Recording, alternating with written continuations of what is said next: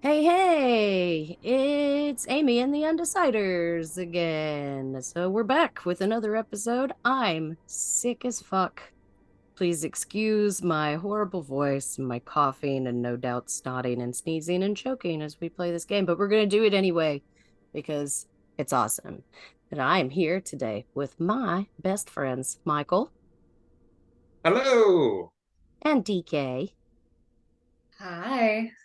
and Leah Hello. and Victoria Hello. and Lucas Hey, hey. and Alex. Hello. And we're gonna play some Dungeons and Dragons. Yes. Yeah. Yes. Woo! Yeah. I'm excited as well. Let's dive in tonight, friends. Last time we were all here together, except for Lucas because he's lame. After much deliberation, you all decided that you were going to be heading off to the Brigganock Mine in order to potentially form a new partnership. And you begin on your journey back the way you had come, and then turning to the southeast toward the Brigganock Mine. Along the way, you passed by what appeared to be a little goblin girl flying a kite that wasn't actually a kite. It was instead a large piece of skin stretched across a giant frame with a face in the middle that was cackling hideously down at this child, while the child was desperate to hold on to the kite. After trying to decide what would be the best way to help and having no success in untying the ribbons on the kite, Echo loosed an arrow through the face of the kite, which ripped its tail out of the little goblin girl's hands, aging her before your very eyes into a wrinkled and decrepit little old goblin woman who ran away from you all, terrified and sobbing. Maybe a slight lesson in here somewhere. You all continued to travel on towards the mine, coming across some Korred statues outside of it before Ree and Amrik ventured into the mine's entrance, where their lights were extinguished and all sounds stopped. And that's where we'll pick up with Ree and Amrik in the silent darkness of the entrance of the mine. Um, can I see Amrik to message him? Do you have dark vision? Yes. Yes, you can. Okay, great. I will message Amrik and say, let's start. What should we run away? I'm gonna take a look behind us to see can we actually see out of the cave, or did we just like a wall of darkness come down behind us? No, you can see outside of the cave. Interesting. Um, I think we should probably at least let the others know that we're okay, because this might have freaked them out, and who knows what they might do then. Mhm. So probably good to let them know that we're doing all right. Where are we exactly? So, Amrik and Ree have just stepped into the entrance of a mine. The rest of you are all kind of scattered amongst the Korred statues that are outside of it. You do see Ree's lights go out as soon as they enter the mine. I would like to hide. All right, make stealth check.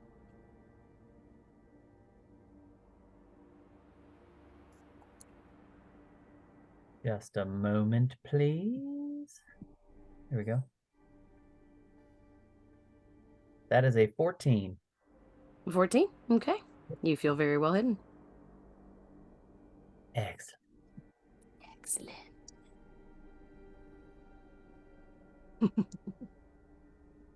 I will So then oh sorry.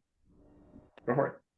I will then on that suggestion, I will message whoever is closest to us, if of the group, and just say, we're all right. My lights went out. We don't know why. We're gonna find out. You can choose whoever you'd like to message it to. Yeah, whoever it is. I'll send that to Echo.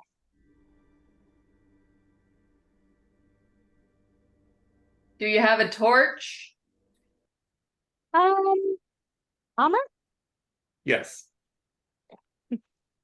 Yeah, so I could see if my lights will come. Do I feel as if they were just dispelled, or as if it's like would be impossible for me to cast them again? Kind of hard to tell without some experimentation. Okay, I'll try and cast it. Okay. Are you still standing in the same spot? The entrance of the mine? Yes, I wouldn't have moved. Okay. All right. You feel the magic kind of gather and leave you, but it just kind of like fails to take form. Weird. I really don't like that. Right. Well, I don't think my lights will come back right now, so a torch it is. So I will attempt to light the torch. Okay. You get out your tinder box and you strike against it, and it does spark, but it never quite bursts into flame either. Oh, The this seems like a sparks are good very time to quickly detect some suppressed. magic. I suspect that Excellent. there is in fact magic here, but I'm trying to get a better sense for what type it is. I'm going to cast Detect Magic. Okay. Let me read a thing. You do detect magic. It is abjuration magic. Great. I will relay this to Reed. Okay, great. There seems to be a lot of that going around here. Do you want to keep going, or should we do you want to bring the rest of the group with us? I think as long as we still have line of contact, and I can still ask Taconite to let them know if we're in danger. I think we push on a little bit further to see like if this is just here in the entrance or if this is like the whole cave. All right, then let's do that then. I'm going to move closer to the mouth of the cave. Okay. You all step a few more tentative steps into the mine. I have my Nothing bow drawn. happens. Okay. Nothing seems to happen. This is where You we do are. see upper that dark vision. abjuration magic kind of shift, though, as you step away from it. All right. I think let's go a little bit further then. Having seen that this is shifting, let's see if we can leave it behind or if it will in some other way change in a way that's interesting or informative. Okay. You take a few further steps and turn to look back towards the entrance, and you can see that that magic is placed right in the doorway of this mine. All right.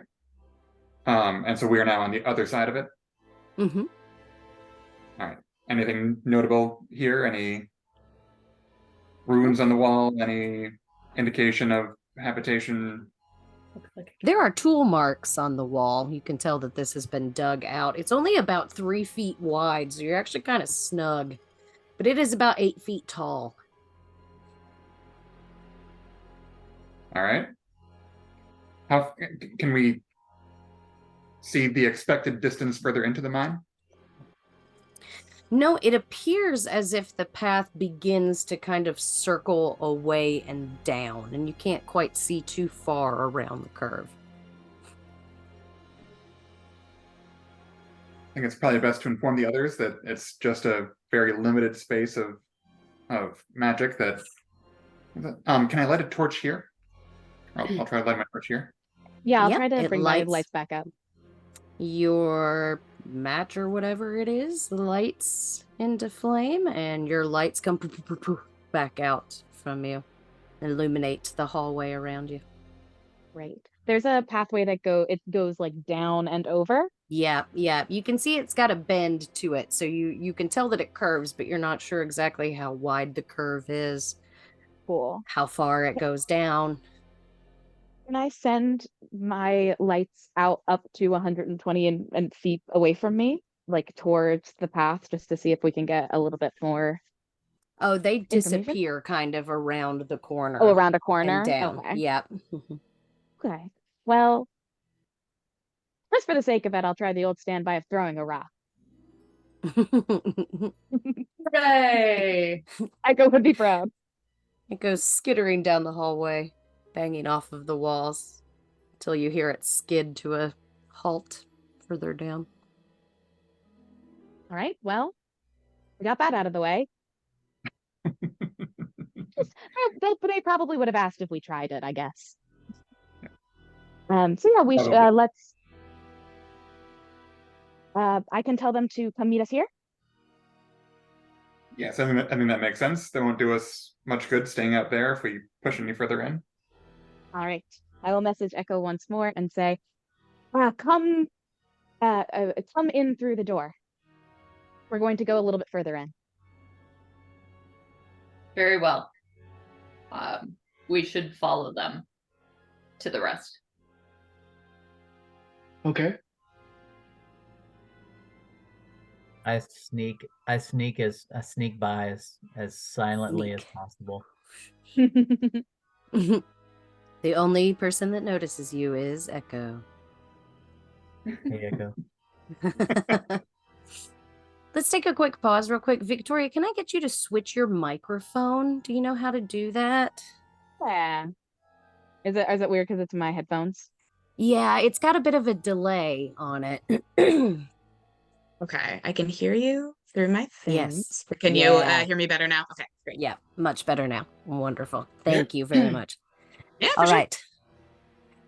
You all are only going to be able to make your way single file down this mine shaft. I'll be I giggle with that word, just so you know. shaft. Every time. Ben's gonna take up the rear before he walks in.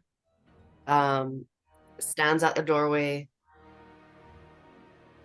very really struggling to get his feet to move inside.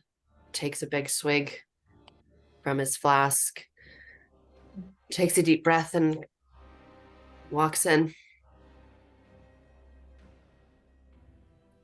What is your marching order, friends?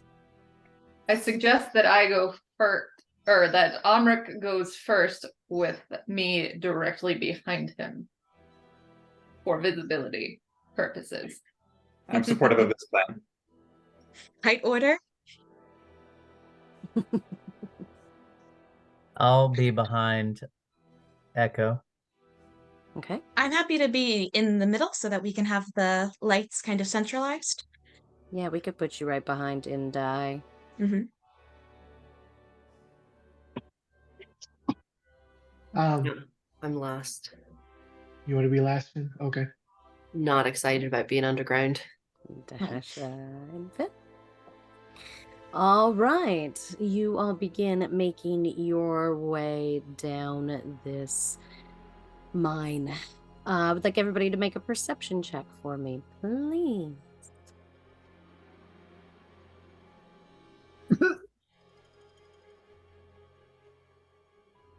That wasn't a positive sound. Maybe it was. That's a 5 for me. 5, 1. Natural Yeah, one. Natural 1. Natural one. Gotta say it. We're in a podcast. I know. I got a 14 for me. 21. 14, 21. Does this count as 14. my favorite terrain? Yeah. So I got a Mountains. nat 1, but that Nat would be a 14 with my 14. And a 14 for me. 14.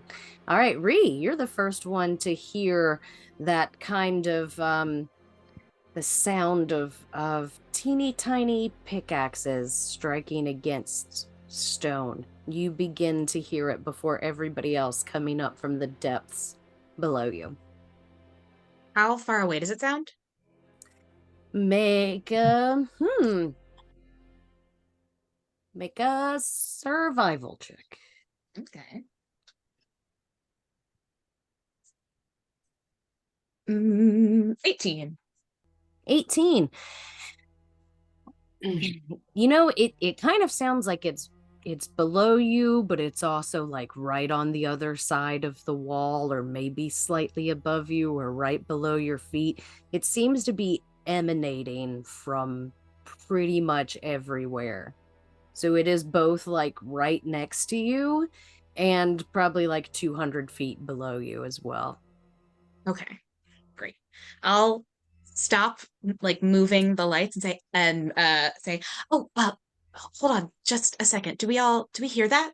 It's the mining again. What? Clank, clank, clank goes my armor. Everybody I put hears a it after bulb in you top point of it him. out, except for who had natural one. Yeah, except for Fed. You still don't hear it. Yeah. I'm too distracted by Omric's armor. Yeah. What'd you hear? What did you hear?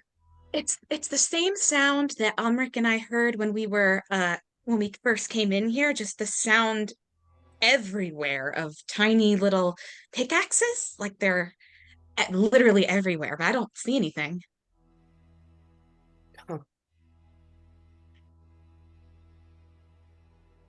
I'm gonna put my hand against the wall. Okay. It is pretty cool to the touch, and you feel just a slight vibration. Very slight. Very A slight. charged field temperature. Yeah, their senses scanned the wall and registered the temperature readout. Come on. That was funny. You know it. Thanks. Nerd.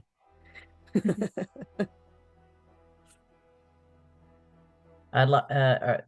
Can I like search for like trap doors or anything like that in the general vicinity? Yeah, for sure. Make an investigation check.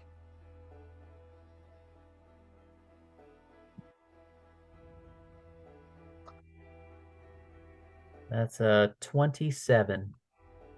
A 27. Yeah, that's a damn good roll, but you do not find anything. Good.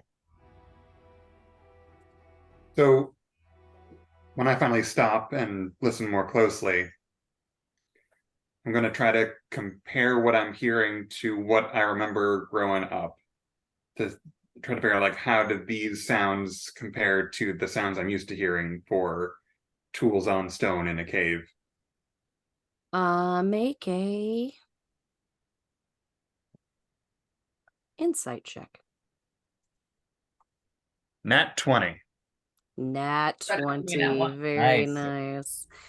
I mean, it sounds quite similar. This is most definitely the sound of mining, of stripping the mountains, but it is a fraction of the noise that you're used to working with. They're either working with some sort of material that you're unaware of, or maybe they're itty bitty little teeny tiny things. You know, it's kind of hard to tell, but it is much higher pitch and a much softer sound, but it is most definitely the sound of mining. Relay this to the group. You know, does sound like mining. Not a huge surprise. We were kind of expecting that. Doesn't sound large scale. Doesn't sound like we're expecting large amounts of very heavy equipment. Maybe we're talking small equipment, small miners. Maybe we're talking easy stuff to move. Maybe we're just talking few in number. But while there's mining happening here, it's not like a massive industrial operation, sounds like. Okay. I'm comfortable carrying on. I will follow.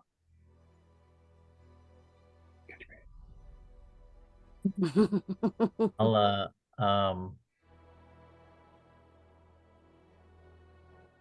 I will try to like keep everybody like say like let's keep the noise level down and like push my hand like lay my hands down to where everybody's really quiet. Clank, clank, what? Clank, clank. And then I just shush. I'll dim the lights a little bit, so it's just a little bit more of a Are we intimate sneaking? lighting. Nice. Intimate lighting. I like it. Are we sneaking, my friends? Oh yes, I would like to sneak. Whoever is sneaking may make their stealth checks. Sure. I Give mean, it a shot. are we going to sneak as a group? Because if we can, I'll buff us. But Yes. We get hurt. okay, My steps make We're all no sound. sneaking. then I'll do my Advantage. then I will do my pass without trace. Very good. Plus 10 to your rolls. Echo, every time with those boots that you have, every time you make a stealth check, it will be with advantage. Awesome. It's a 32 for Finn. 32. 23. Nat 1. Right in the front. Clank, clank, clank, clank, clank. 16. I got a 21. Okay. 20. 20. Very good. All right. You all sneak your way down this hallway. And it just seems like it goes on and on and on, and the scenery is really kind of monotonous as you have really discovering that you're just moving downward on this like giant corkscrew that's burying itself into the ground. So you're just seeing this constant curve, and the sound of the noise, you know, the clink, clink, clink, clink, clink of these little tools begins to sound repetitive, almost falling into a rhythm with your steps. And you travel on, and after about 10 minutes or so, I would like you all to make a Constitution saving throw.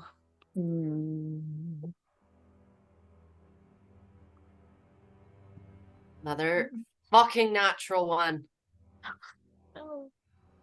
Ben really doesn't like being underground. No. No, he does not. 15. Saving.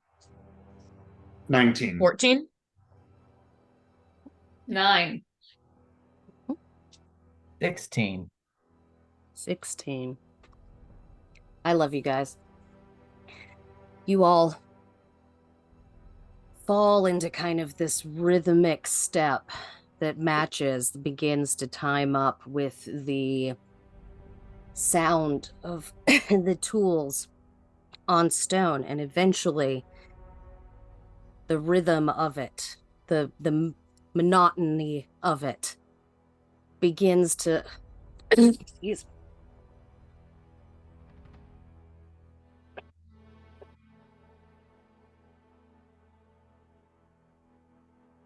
Yep. Cough is real. Take your time, Ames.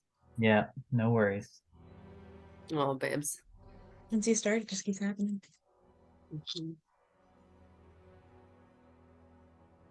Maybe we're going to enter the dreaming. You think we'll all see the big black darkness? We're gonna Must be astral some project. weird hypnotic thing where we all just start chanting, like doing like the Wizard of Oz. Oh, oh.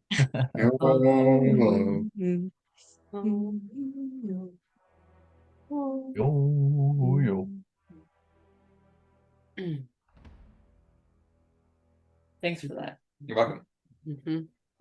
Yeah, when you're all struggling to fall asleep tonight, and that's going through That your is the one that's a lullaby. remember me. I'm the only one with the advantage of actually hitting him. I always think of Good luck, Michael. there's some like Disney movie I think that's set in like a candy kingdom where they make a reference to that. It's like there's a candy castle being guarded by Oreos and they're singing that, but it's Oreo. Which is all Oh, I from reference that more than Wreck-It the Ralph. original. Yes. Wreck-It Ralph. Yes. I love that movie so much. I'm for it. It's a very good Disney movie. And I don't know if it's Disney, but the Inside Out, That's Oh Disney. yeah. Pixar. Oh my god. love Pixar. it. And they're making a second one. Yes. And do you know what the new feeling is? Did you see the trailer? Yes, I did. Anxiety. Freaking anxiety moved in to the control Oh, panel no. and like completely replaces the control panel. I'm like, oh my God, I remember when that happened to me. Yeah, I'm not that. ready to I'm not really ready to have to see my life on screen in that way, Yeah. Mhm. but I know it'll be good. I mean, sadness is my vibe. Yes. But yeah, they put so much research into the first one. It's so cool. Yeah. Hmm. It's a good thing. Yeah. I love that. I use it all the time to teach kids. It's like social emotional stuff. It's the best thing that ever happened to social emotional learning because it's literal actual character depictions of feelings rather than just like a face and it's something they've like seen before. It's very fun. My therapist my last therapist liked to use it. She also used Kung Fu Panda a lot. Oh, we love Kung Fu Panda in this house. But it is very good. Mhm. We were talking about Kung Fu Panda at work today, actually. Weird. Mm. In favor or against? Douche. My God. I follow these children's literature. I guess they're influencers. They're not authors, but they share a lot of books and publishers will reach out to them. And this gal recently did a series showcasing books with let's see, one was a dad who had depression, one their mom had bipolar disorder, one their brother was incarcerated, or like just like really a wide variety of like we're not just like it's not like having a lot of visibility for like mental illness and neurodivergence, like parents with autism, like you know, like my sibling is Down syndrome, like a wider variety than like I just think that's really like shows like Inside Out I think are really important, talking about how our minds work or how maybe they don't work together sometimes. And That's my good happy girl. So all you have to be is happy forever. Oh And a girl, no. apparently. And a girl. What are the Don't worry is about it all of your other feelings. Only the only the ones that are socially acceptable. my mom one time told me it's the most fucked up thing that I will never ever say to another person, let alone my child. What happened to my happy little girl? Oh no. They say that in the movie. Yeah. She said it all the time. She still says it to me. Like, Your happy little girl is dead. seriously, bitch. This is it. This is I what would you're get getting. punished every time I'd cry. Ugh. Fucking A. Yeah. A really hard time Same. crying in front of Oh, others. that's so valid. But then like trying to be like a conscious, gentle parent who's doing my own healing, and a child who is struggling with things, and like her dad moving back while she's starting kindergarten is possibly the absolute worst. And he's also getting married to this person she barely knows, who's her new mom. So she's like, what does new mom mean? What does dad mean? Like all of this shit. And then she's coming home having these, and I'm trying to like I'm not triggered by this. I'm not triggered by this. All of this is okay. Yeah. I'm not overstimulated and losing my mind. It's so hard. It's so very hard.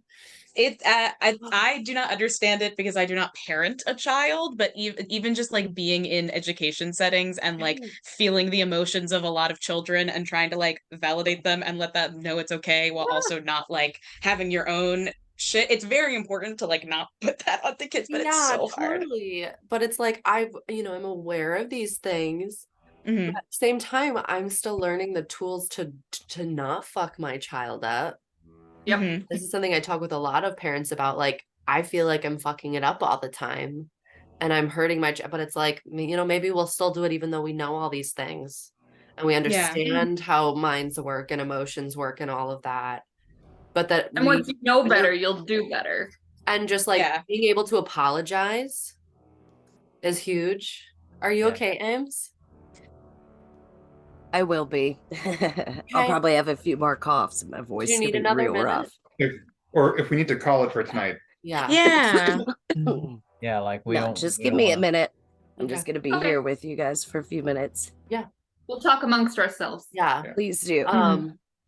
But just to wrap up what I was like, Mhm. that being able to apologize, like this is one of the things I talk with my therapist about a lot. Like I'm like, oh my God, is this gonna be was that traumatic to her? Was that like, is she internalizing that? And she's like, maybe, but that's not the point. The point of parenting is not to do it perfectly. It's to like own when you fuck up. Yeah, To like, Mhm. be a person. And like there's like, no way that you're ever going to be perfect, no. and letting them see that they're seeing your imperfections as well as like the good things about you too Yeah. is part of being a child and having a good parent and knowing that especially when they're older. When they're younger it's hard because they're just they're dealing with a lot of fucking crazy shit all the time. Yeah. And whether we understand it or not or had the same experience isn't really the point. It's just, hey, you have a story and so do I, and I'm trying. I want to. All I want to do is make it better for myself and for you at the same time, and Mhm. then doing the best I can. So Yeah. I apologize, and saying that is really hard. Yeah. Like, Yeah. hey, mommy really fucked up, or mommy's brain is going, "What the?" Like, that's what I tell her when I'm really overstimulated. And I'm like, I love you. I need you. And instead of me being like, shut the fuck up. I've definitely said that to my kid before, but I I'm have like, to. it's okay that you want to play this way. But if you want to be next to mommy right now, you can't play like that. You can go here and play. But then I'm talking to my therapist. I'm like, wait, does that mean that she thinks that she can't be silly and fun and she's going to internalize that as like being my silly self is rejection? And she's like, I don't know, Leah. I think the final answer is Maybe. we all fuck our kids up just a little bit. It's how we fuck our kids up is the If you use your own flaws as a teaching moment, right. Yeah. Right. obviously I don't have children and never will. You have we've them been right there. What are parented. you talking about? Yeah, Oh, got yes, my claws son. right there. Listen, My you need daughter. to yeah, you need to let both of them tell you how they feel Yeah. Mm-hmm. whenever Yeah. they They need to to. get those Your feelings are right. buttons. That's the other thing. Her feelings are right. Your feelings are right too. Yeah. Like it's always valid. How we Yeah. act on them is up to us, but Right. what we're feeling is always Right. legit. And saying Yeah. that, like saying, hey, you hurt me. And all I have to say, like she said something to me, she's like, I feel like you don't even like me sometimes. She saw me interacting with a friend of hers who's a dear friend of mine. And I was like, wow, why do you think that? She's like, you're just so much nicer to her. I'm like, well, she's not my child, so I can't parent her. So if I get impatient with her, we don't spend it. I don't like trying to explain this to her, but Mhm. I'm just like, don't get defensive. That's what your mom would do. Like, that's what my mom would do. I'm not going to get defensive here or try to justify. I'm just going to be like, you feel like that sometimes. When do you feel like that? And what can we do about it? And I'm like, or maybe I don't even need to fix it, but like, not shutting this little girl down or being like, of course I like you. Why would you say something like that? This is your fault for how you feel. How dare you? Right. You I need mean, to act better, and I will not act like yeah. Shit my yeah, I mean, pants. I've gotten Then you caught deserve shit love. talking Mike It's about only Mike. when you're silent. And well That'll Like be- behaved. not in a bad way, but just like talking to one of my friends, and just being like, Micah, he drives me crazy. He will not shut up. Like there is no silent moment. And it just like and then when I need him to speak up, it's like don't do it. And I'm like, what? So I said this and I thought he was like sleeping and then the next day he was like, "Do you not like me?" And I'm like, "No, I like you. I mean, well, sometimes I don't like you." And he was like, "Oh, okay. Well, sometimes I don't like you, especially when you talk to your friends about how you don't like me." And I was like, "No, that's not what happened. That's not what I meant." Then I'm like, "I'm sorry. I shouldn't have said it." Yeah. Like, We're gonna fuck him up. yep. So maybe I did fuck him up just a little bit more. I mean, I But- don't know. I don't know. Maybe we are. Maybe I'm screwing mine up. Just do it We different. don't screw than our what's kids been- up. That's part of being a parent, is screwing up your kid. Yeah, I was saying it's not necessarily whether you not you screw up your kid, because we're Just going how. to. Just It's how. just in what way and how are you giving your kid the right thing to see on how to deal with that.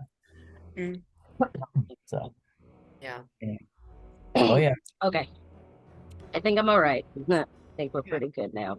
Good. Still might be a bit rough. Still might have to pause a little bit more. I realized I haven't paused recording at any time during that. Oh God, they can listen to our therapy session. Very No. affirming. Yeah. We'll cut it Um, out. It's okay. As long as we're going to be doing some cutting, I was wondering, would it be helpful for us just for a few more minutes, since we had you said it was like a 10-minute walk down and like gradually falling into the cadence of the Yeah. thing. Would it be helpful for us just to buy some time to like each do like Roleplay? some like internal monologue? Like here's what Yeah. here's what I'm thinking as Yeah. we're walking. Yes, it would. That'd Okay. be awesome. Internal All right. monologue, where you can have conversations or whatever you would like to do. Yes, Yeah. please. You can, as we're walking down, you can definitely all hear Fenn's breathing becoming more and more rapid the further down we go. And you can practically hear the wood cracking, creaking on his bow staff, squeezing it so hard out of fear. Every once in a while, you might hear a, "Oh God, oh God."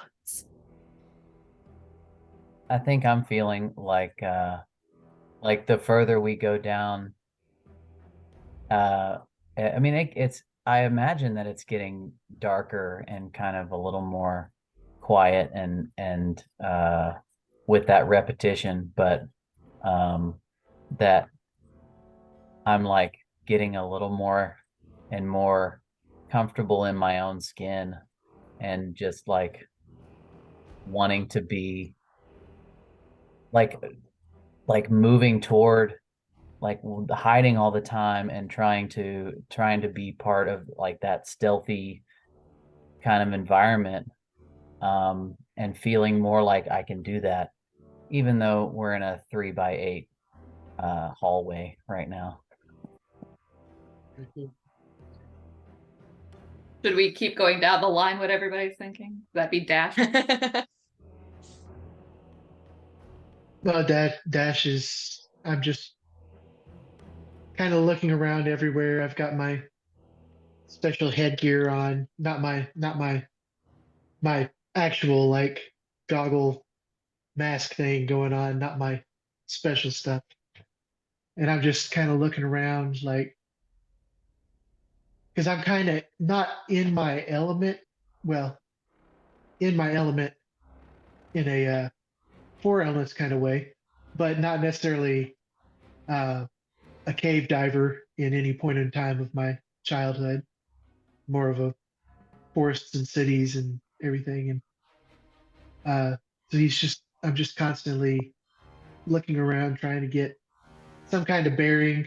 I've got all the tall people are in front of me, so I can't really see that far past where I'm at.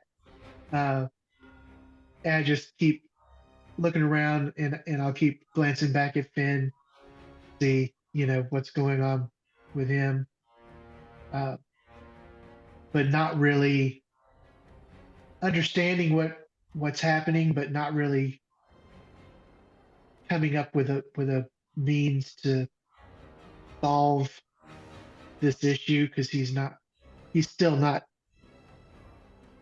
good with deep social things. I'm used to being a merchant and talking surface level stuff all the time with strangers, but I was also an only child that spent only child in the later years, and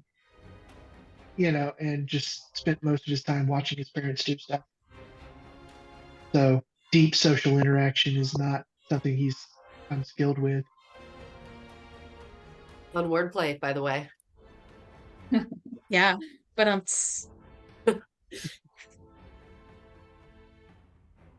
I the next in line? Yes.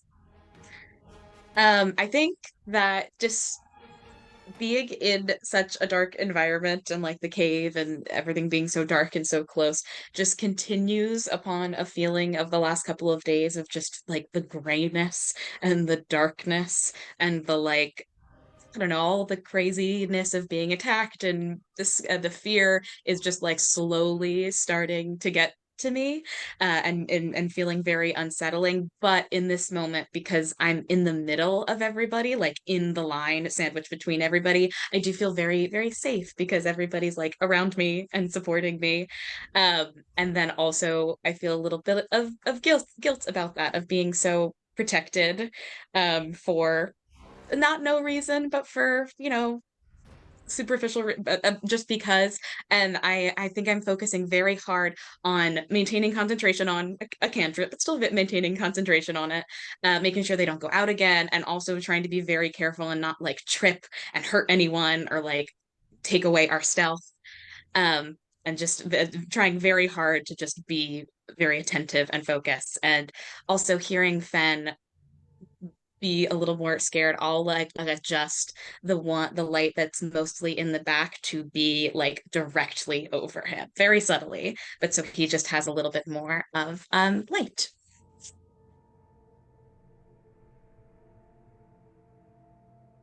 your sunlight, your sunset lamp light.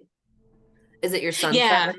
it's the sunset lamp. They're dimmed now, so because we're trying to do a bit more of a stealth approach. But it's still it'll still be like a lovely warm glow orb floating over your head.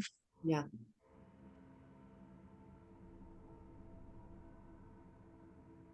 I am,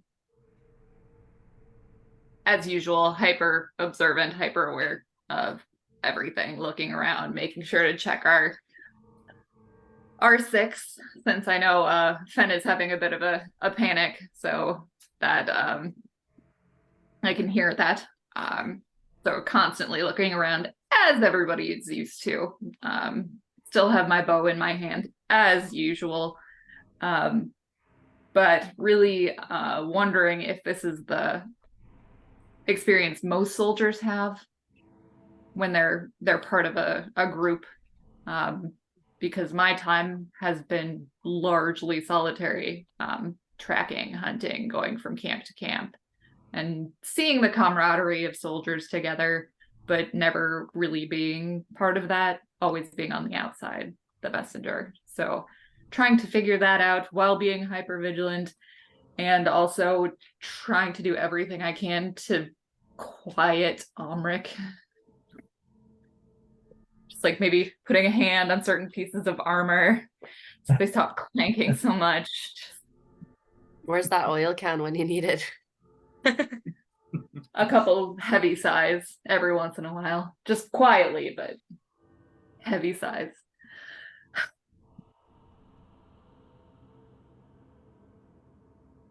And for my part,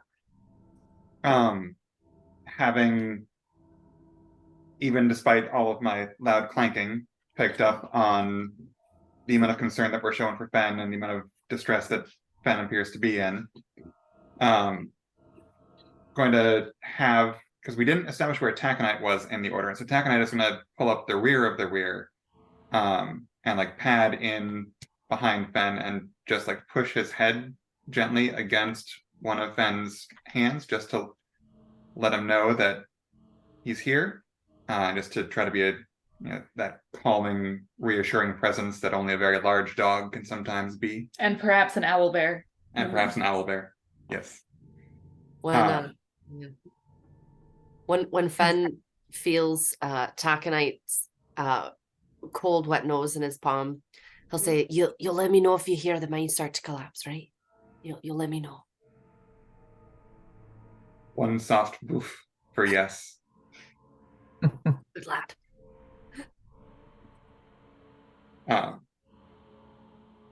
And then for myself, reflecting on this being the first time I've been back in a mine since leaving home years ago. And feeling a certain sense of excitement at the familiarity of, hey, yes, there's the sound of mining. This is in many ways a familiar type of feel. For me, there is something reassuring about being in some tighter quarters with a solid rock surface over my head. So in many ways, that feels reassuring, and it's kind of exciting to be back in something that familiar. And can't help but notice all of the differences. The stone color is different, the texture is different, the sounds, while familiar, are just a little bit different. And of course, obviously, I am very different from who I was the last time I was in a mine. And so reflecting on those changes, reflecting on why I left, the memories that I was trying to leave behind when I left, the ways I tried to put those memories behind me all before I found my way to the Church of Ilmater. And as I reflect on this and reflect on Fen's evident distress, I'm trying to figure out how much sharing of this would be helpful for folks, and how much I'm willing to open up about some of that. Because I've done just a little bit of opening up with Dash on and off over the last little while, but for the most part, I'm very happy to just be there to support others. And so I'm trying to figure out how much of sharing my own story would be helpful.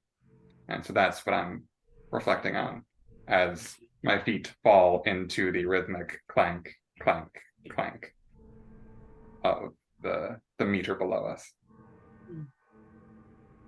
All right, each one of you wrapped up in your own reflections, trudging onward and finding your footsteps falling into time with the tiny pickaxes all around you.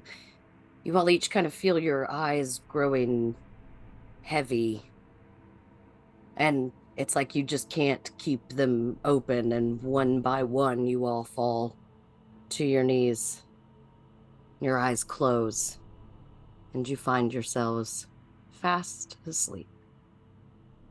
Is this a magic effect to put to sleep? Nope. Oh, okay. No. Never mind. I would like everybody to just roll a d20. Oh. Rollies. 18. 14 for me. 18, 14, 4. 16? 4, 16. So this is not a magical sleep? No. Okay. Because I am immune to that. Me too. Yes. I was really hoping. 10. 10. Dash, what was yours? 2. 2. Fen, you are the first one to awaken, and standing over you is an incredibly beautiful human woman with like caramel colored skin and long black dreadlocks with these gold beads slid up around them. And she stands over you, looking down.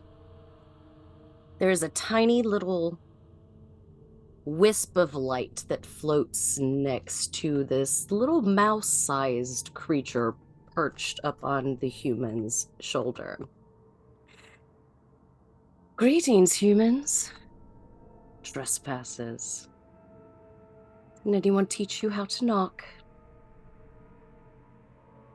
Knock, knock. You all slowly begin coming out of your fog, your eyes blinking open, and you each find yourselves pinned to the ground with hundreds or thousands of tiny little chains just linked all over you, pinning you to the ground.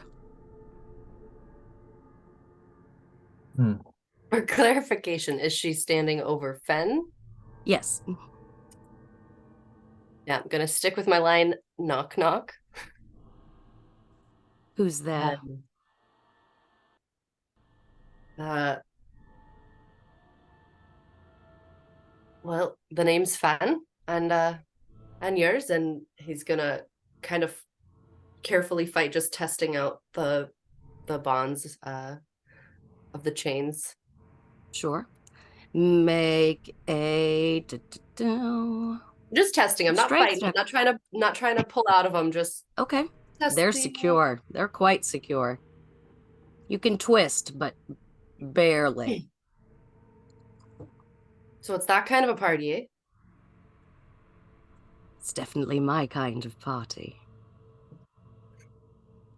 Well, you're creepy Who as hell. are you?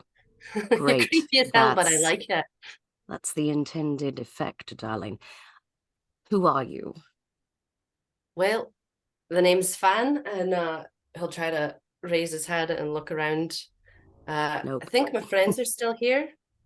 I don't think I can see if the lights are out. How many of there are you? Depends. How many of there are you? More than you. How would you know that if you didn't know how many of me or us there are? It's fallacious. Well done. Well done. What do you want? Well, seeing as you're the one who's got me bound, I'd say it seems like you're the one on a mission here. What is it you want? You're the one who came into our home. Your home? Our home. And who exactly is our who are you and your people? You can call me Mulliver, if you would like. Pleasure. As I said, the name's Fan, and are you gonna keep us like this, or? It would really depend on what you're doing here. Well, I was out for a wee stroll with my friends, and we saw, we're a curious lot. Out for just wanted to check it out. Did Creeping Lynn send you? Name doesn't ring a bell. I'm sure. Maybe we should throw them in the cavern, and you hear like a whole bunch of little tinkles of bells ringing in response. Now, This now, point, Brigman, yeah, is everyone else awake? Yes, everybody's awake. Yep. yeah, at this point, after a threat, I'm going to struggle against my bonds. All right. Make a strength check.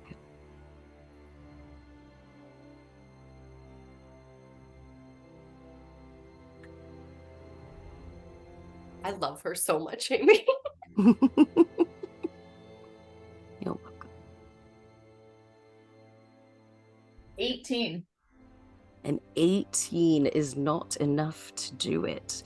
You struggle against your bonds, but they strain and hold you pinned to the ground. This is considered a declaration of war. Settle down, Omric, or Echo. Settle down.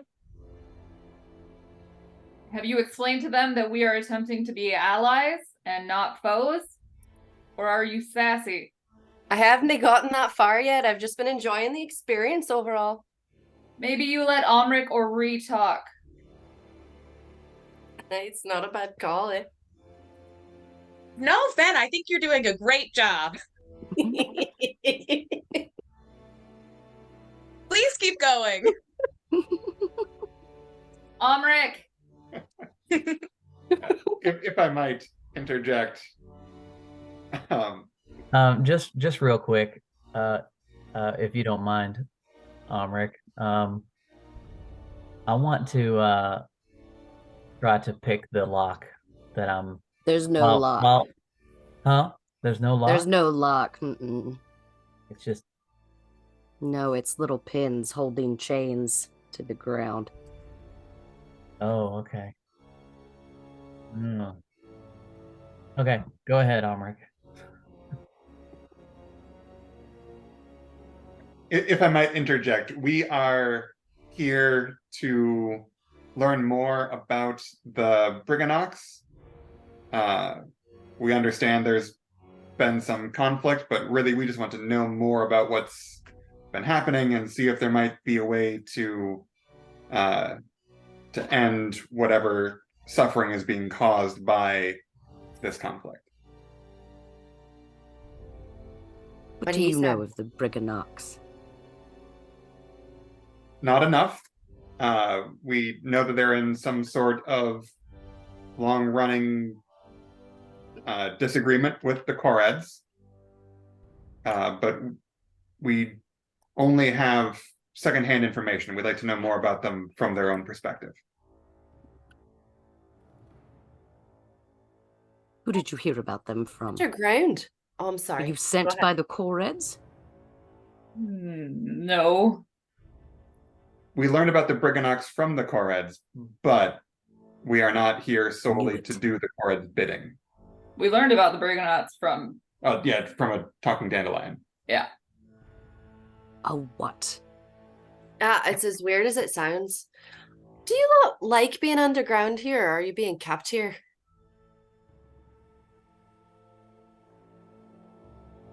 Let me look.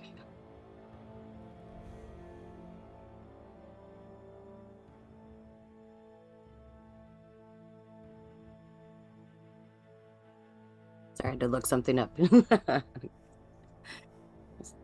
No, this is their home. They are entitled to be here. I was just wondering. Seems We daft. just try to be allies. You said they like being here? Do you like being here? I take care of them. Echo, you can make a persuasion check. Oh, no.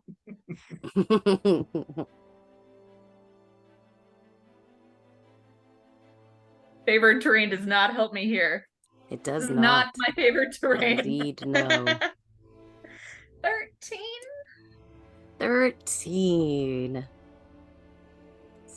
You want to be allies with the Korreds. They sent you here to destroy our mine. They're working with that hag who rules this place, destroying this land.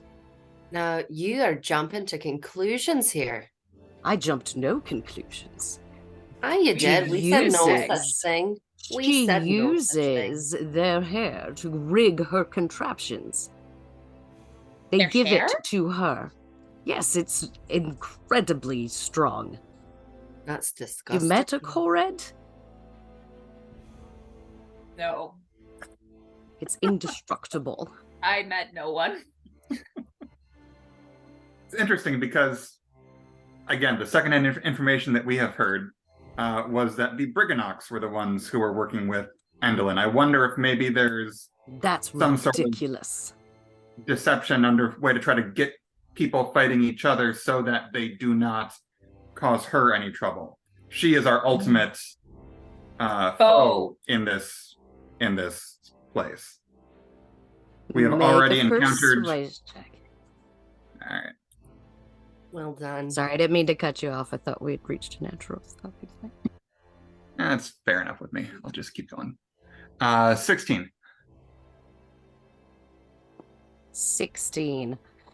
All right, she looks down at you and she goes, "You're foes of Creeping Lynn." Now, when you say creeping Lynn, do you mean Natasha? Endelin. Who the hell is Yes. Natasha? Yeah, okay. Who the hell is Natasha? Yeah, you've heard said that name before. Can we settle this another time? I let them up. Let them up. It's a long story. I'll explain it another time, but it's the same person. And as he says, or as she says this, it's just let them up, right? These little, like mouse-sized creatures just kind of appear next to your heads. They're only maybe like 2 or 3 inches tall.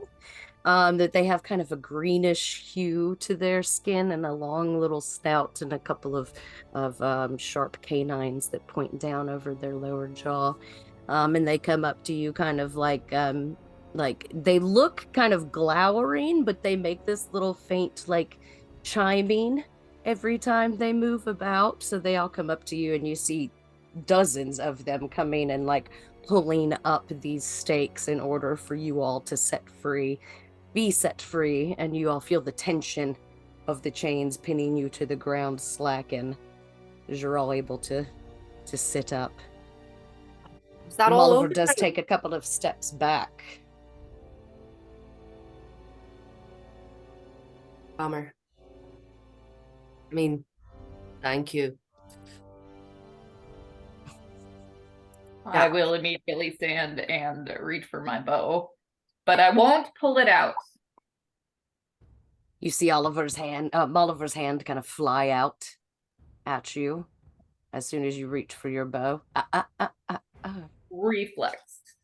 Let's not be hasty. Just like her, emotional support bow more than anything.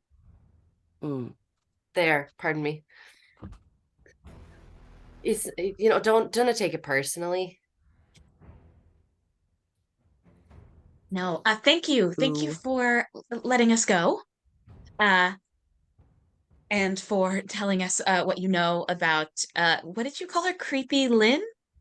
Creeping Lynn, who are you? Well, my name is Ree. Group, Fen, what is it that you called us oh no, we told you what we called us. And some people call us the Undeciders. Yeah. But I'll let my companions introduce themselves. From the few moments that I've known you, that seems to be a very apt name. Aye. Mm-hmm. We will take that as a compliment. I wouldn't. We should. Okay. Really Notorious though. I'll stand up and just say, you can call me Indai. And as I say Indai, I like creep back as close into the darkness as I can. And Make stealth check. Do it. Make stealth check. I'm gonna do it. I'm gonna use my Doing teeny it. tiny D20.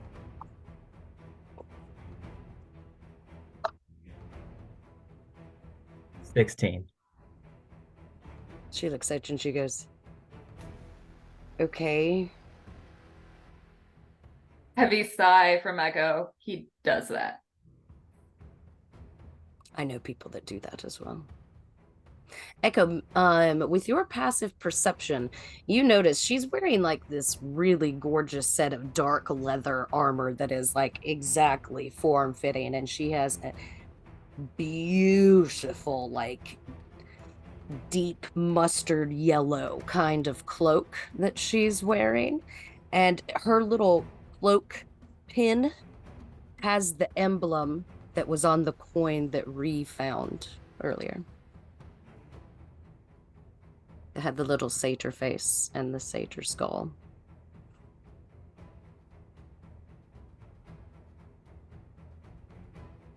Oh, I'm familiar with that symbol. Really? Yes. Not surprised. And I'm gonna elbow Known. whoever's closest and point, like not subtly. Oh, the Valor's Call. Hmm. Oh. Yeah. Yes. Yes, is this yours? I'll take out the coin. I should look at you suspiciously and then reach out and take it from me. And she's, it's not mine. Where did you find this? When we were traveling here, we lost a few of our companions, guides, and when I was looking for them, we found that. Huh. That's quite interesting. Thank you for letting me know. Of course. Are you so you are of Valor's Call? How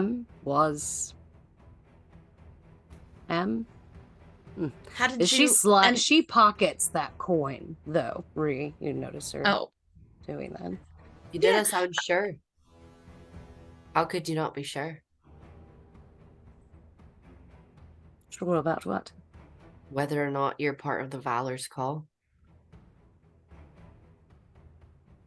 You know, I'm not sure exactly how long you've been here. It doesn't look like quite a long time, but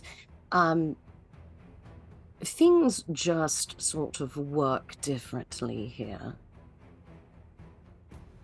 I don't even know if Valor's Call is still a thing. So how'd you It's end up here? interesting that you would find it here. Oh, through a very long journey. Said that you're here to help the Brigganocks. Your mic went weird. Did it? Dang it! I didn't do anything. How about now? Just had to fuck it up a little bit. You said you're here to help the Brigganocks. Of course. Why? Because they need help. Well, his whole thing is alleviating suffering, so we're Right. with him. It's a good calling, right? I mean, people need help, you help them. Not sure why this is foreign concept to people. We also might need some help. Oh, we definitely also do. Might need some help. We are seeking allies to defeat Endelin, and so we can get our stuff that she stole. Well, in case you haven't noticed, we are a little occupied with the Korreds. Well, maybe we can solve this situation for you, then you can help us. You know what? I'll make you a deal. You solve it to where I can actually step away long enough to help you. And I'll help you. I'm going to open my mouth, immediately close my mouth, and look between Ree and Amrik. Can I, while others were talking to her, have done an insight check into Maliva? What are you looking for? Just generally that she's telling us the truth about, or what she believes to be the truth about Korreds being on the side of Endelin, and her being of Valor's Call. For sure. Yeah, roll your insight check. Mhm. Wow. 24. 24. Wow, very nicely done. She firmly believes in what she is saying. The the Korreds are absolutely working with Endelyn, and they help keep her contraption running, in order to be able to survive, basically, right? And she was and or is a member of the Valor's Call, to the best of her knowledge, and she is here helping because that's what you do. All right. When Echo looks to me, I'll give a little nod.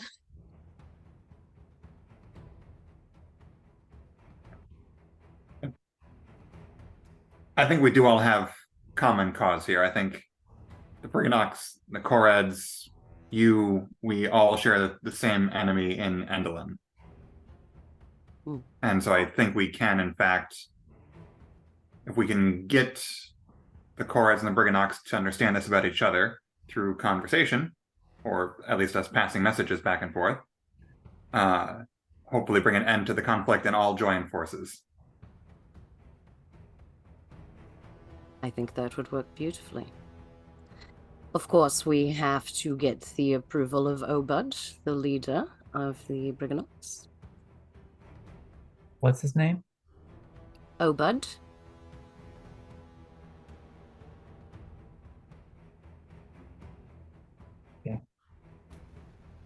Um, while I can take you they're to all him. talking, I would like to kind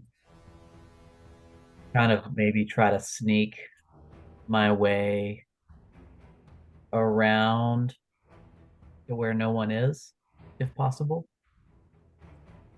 Sure. Make stealth check. Okay.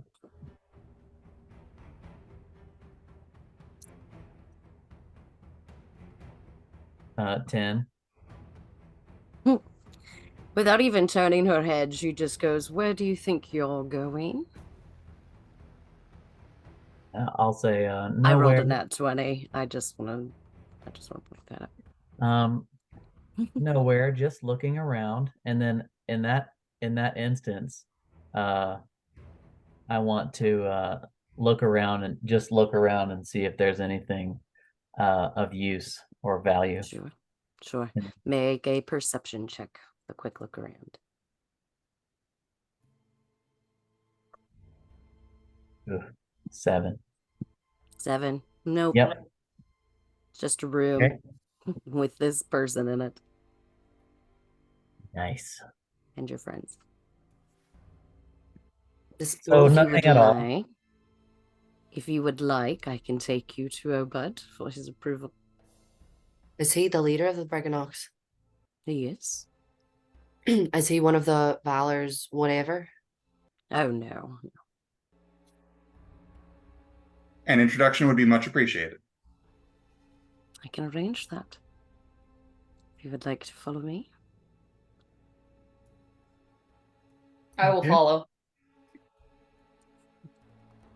I'll keeping sneak an eye this on along. Jennifer the whole time, making sure she got out from under these chains. Yes, Jennifer she fit. did. Yes. Yeah, barely. Barely. How barely? How barely. barely. Very, very good. Fan Okay, is okay. Fen is trying really, really hard to keep it cool in front of this new hottie, and is gonna take a big old drink from his flask. Yeah, and Dash definitely, from the moment he woke up here, the first thing he did was turn on his eyes to see, to try to get a full picture of what's going on. So if anybody looks at him now, they will see the kind of concentric rings of different rock colors where his pupils would be. And he's just kind of got his head on a swivel, trying to get a lay of the land for where we are. That as far as 120 feet of sight will go, but I'll kind of sneak over to where Dash is and like get really close up in his face and let's see, what does that do?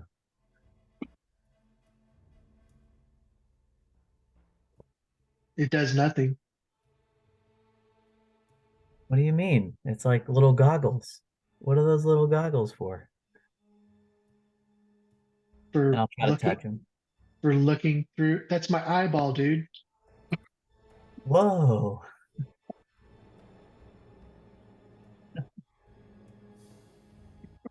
Okay. And then Yeah. and then I'll You just you you kind of like touch it, and it does feel a little harder than you would Stop it. think an eyeball would feel like. Stop it. Stop talking about touching eyeballs. This is my They're thing. rock eyeballs. This is that one thing. You know, I'm with everybody has you. that one thing that I'm makes with them go, you. It's a Okay. no. Okay. You can get used to anything. I'm just telling That's you. it. That's a veil for me.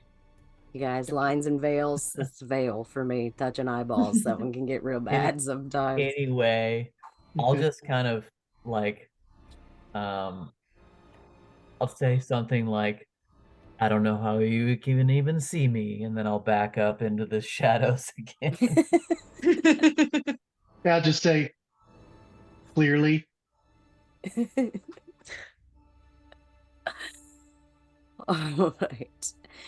You all follow Molliver down another passageway, and after just a few minutes, the route ends at a gaping chasm on the far side of which is a grotto full of stalactites and stalagmites. There's a truss bridge constructed of intricate wooden struts and beams that spans the 100-foot gap across the chasm. Beneath the bridge is darkness dotted with brilliant purple lights. Oliver goes, well, here we are at the Rivenwish Chasm. Best stay on the bridge, not dilly-dally. Oh my god, it's another bridge. Echo's just gonna nod. I'm just nodding behind you. Yep. The ribbon what? Rivenwish Chasm. Is this bridge sturdy enough to hold, oh, let's say me? Oh, of course. I think I just immediately like remember what happened with Will and going across that bridge and which boards I had to step on, and I'll like exactly match that that pattern. You're going across the bridge? Yep. Excellent. Anyone else? It's very sturdy wooden bridge. Yeah, I'm going across the bridge. Yeah. I'm gonna stick with Juniper. Obviously very hesitant. All What right. do you think? Hey, do you feel comfortable with this? Let's do it. All right, you all Right, make like- your way. 1 foot, feeling it out with another one. It's very sturdy. All right, you all make your way across the bridge. And looking down, you can all take notice of these absolutely beautiful points of bright purple light coming out of the darkness in this chasm. Even as far down as your sight goes, Dash, it is still further beyond that. You don't see the bottom of this chasm. But you do manage to cross the bridge. That might be a Amazing. time record for us. Huzzah! It might I'll be. ask I am what the proud of purple you. lights are for. Oh, Molliver is not going with you. She is still standing back on the far side of the bridge. Oh, Oh no, I'll yell it at her. She'll just go. Wave her hand at you dismissively, saying to go. I thought you were introducing us. Yeah. Go on. I don't know. That sounds sketchy. You're not going to It's lead the way. fine. Oh my God, just go. And she like turns around and walks back up the path from whence she came. Turning around to look into the grotto, in the center of it is a piebald pony that's wearing blinders. A small wooden hut is strapped to its back, and a faint clatter can be heard from inside of the hut. What kind of pony? A Piebald. piebald. What does that mean?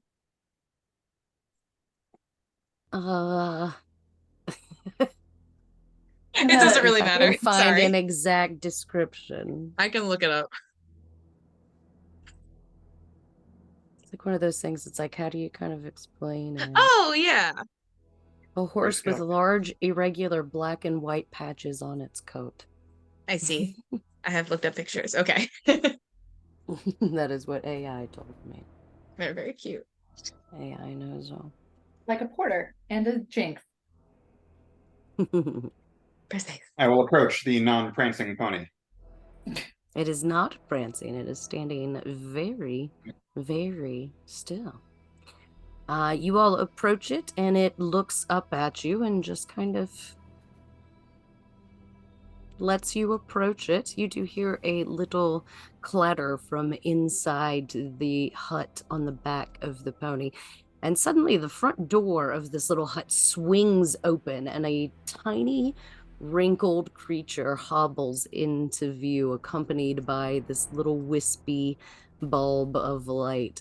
This little old Brigganock peers at you through these teeny tiny spectacles and says, well, big folk, how wonderful. I'll immediately walk doing? up and try to like poke him. And I will slap Endi's hand. Hey, don't poke at me. That's not very neighborly now, is it? Hi. Hello. Are you Obud? Oh, yeah, that's me. Hello. My name is Ree. That's Endai. Mulliver sent us here to be Yeah. introduced to you. Yeah, I got a message from Oliver. Told me you were coming. Well, thank you very much for receiving us. You're the leader of the Brigganocks? Well, I reckon that's what they call me. I think it's just great. because I'm the oldest. That certainly has reason is some very good reasoning for you to be the oldest or the leader, the oldest and the wisest. I don't know if I'd go that far. I'll immediately say, how fast can you dig into Indolin's castle? It's kind of like taken aback for a moment. Is what you doing trying to get into that castle? Nothing. No reason. Just curious. Well, we definitely ain't gonna Staring- dig there for no reason. Staring daggers at Omric right now.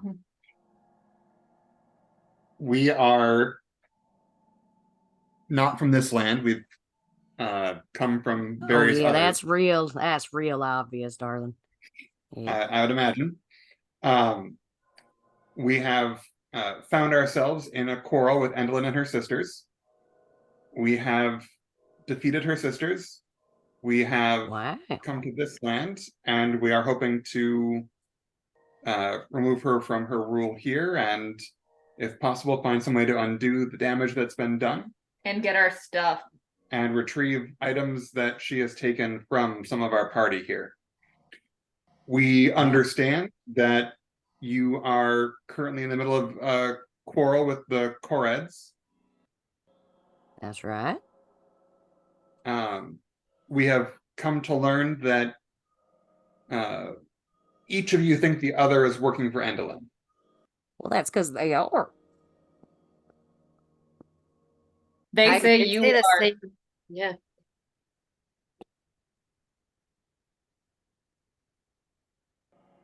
You go ahead, Ree.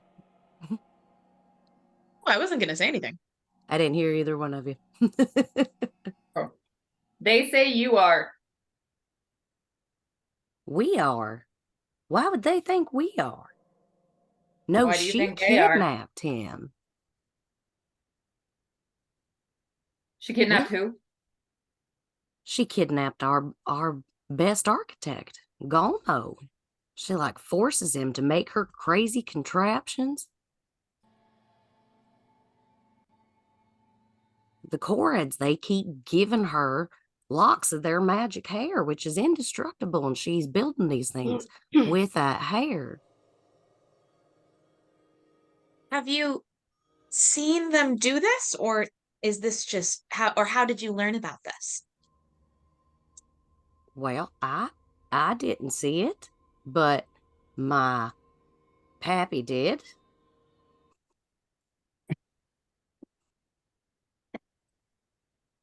And I'm He sure told me he's about it. and I'm sure he is a very respectable man, but we're wondering if perhaps she's trying to pit you two against each other. Telling lies to you, telling lies to them, to keep you at odds, and her in power as a result. Kind of tilts his head, thinking. You can kind of like see the little gears going behind his eyes, and he pulls out his little walking stick and puts both his hands on front of it and leans his chin on it. And he goes, well, I reckon that would make sense. Aye, she's a Is- chaotic bitch. That's what people do. They have to keep us at odds with each other so we don't turn against them. Right. So we're thinking it might be a good Oppressive. idea to not keep playing into that. If we could find a way for you and the Korreds to make peace so we can all stand together against Endelin, would that be something that you'd be amenable to? Well, son, I reckon if what you're saying is true, that's definitely something that we'd be open to. Then you can get your architect back. That would be fantastic.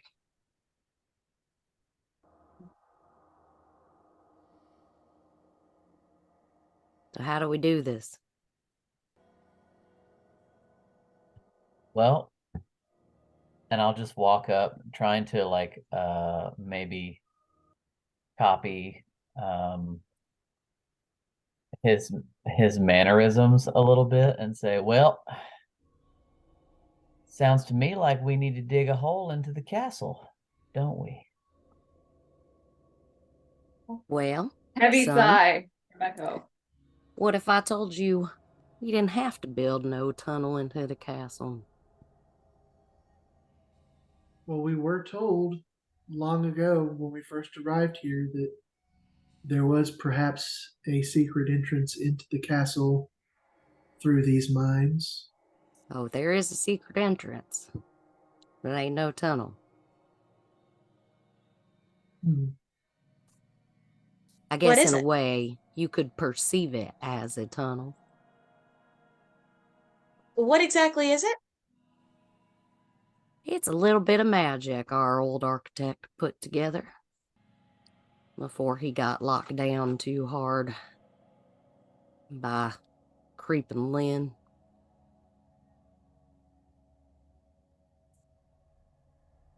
Oh, well, that's even better. Especially if your own architect made it. I'm sure it's very reliable. I'm gonna grab Ree's elbow and Omrek's elbow and pull them aside and say, tactically, I would advise to resolve tensions between the Korreds and the Brigganocks prior to us storming the castle. Agreed. Although this does delay us yet again, and pains me to say it, it would be great if both factions could contribute to our mission. Unification. Not quietly. None of this is quiet. I get you. Are we at all concerned that the Korreds were lying to us and sent us on a wild goose chase? I think it's more likely that both sides have been lied to in some way to pit them against each other. However, caution is always warranted with those we are not sure are allied with us. Yes. You know, I'm wondering that attack when they threw when we were at the place and I wonder if that wasn't this wicked hag bitch staging an attack to make them think that it was this lot. We should also, so Amra can hearing Fen say this, we should also clarify what sort of device the Korreds are meant to be running to see if that is something we need to deal with. Break. Yeah. Yes, I'd love to know about that too. And as we're talking, I'm like angling my body to like open up the circle so that like Fen could be in it, or so that it's not just us. Trinket to forget he's underground. I'm not. I'll Well, I'm not really. I forgot. I mixed up my accents for a second. I'm not really sure what exactly kind of contraption she has. Something about telling the future. I don't really know. But see, the Korreds, their hair, right? It is indestructible and it can do all kinds of crazy things. And she uses it to make her contraptions indestructible as well. And what we've always known is that they give they give Creepin' Lynn their hair in order to have a nice, secure life up on the surface. And Finn behind his hand, trying really hard to whisper to Ree, did they have hair? I'm trying to remember that as well. Did they? You can make a let's do an insight check. Okay. I'll also whisper. I also believe they told us they were being killed by Endelin or enslaved by Endelin. Yeah, Inside. What did you say? An insight check? Dirty 20. Dirty 20. 20. 20 what? 6. 26.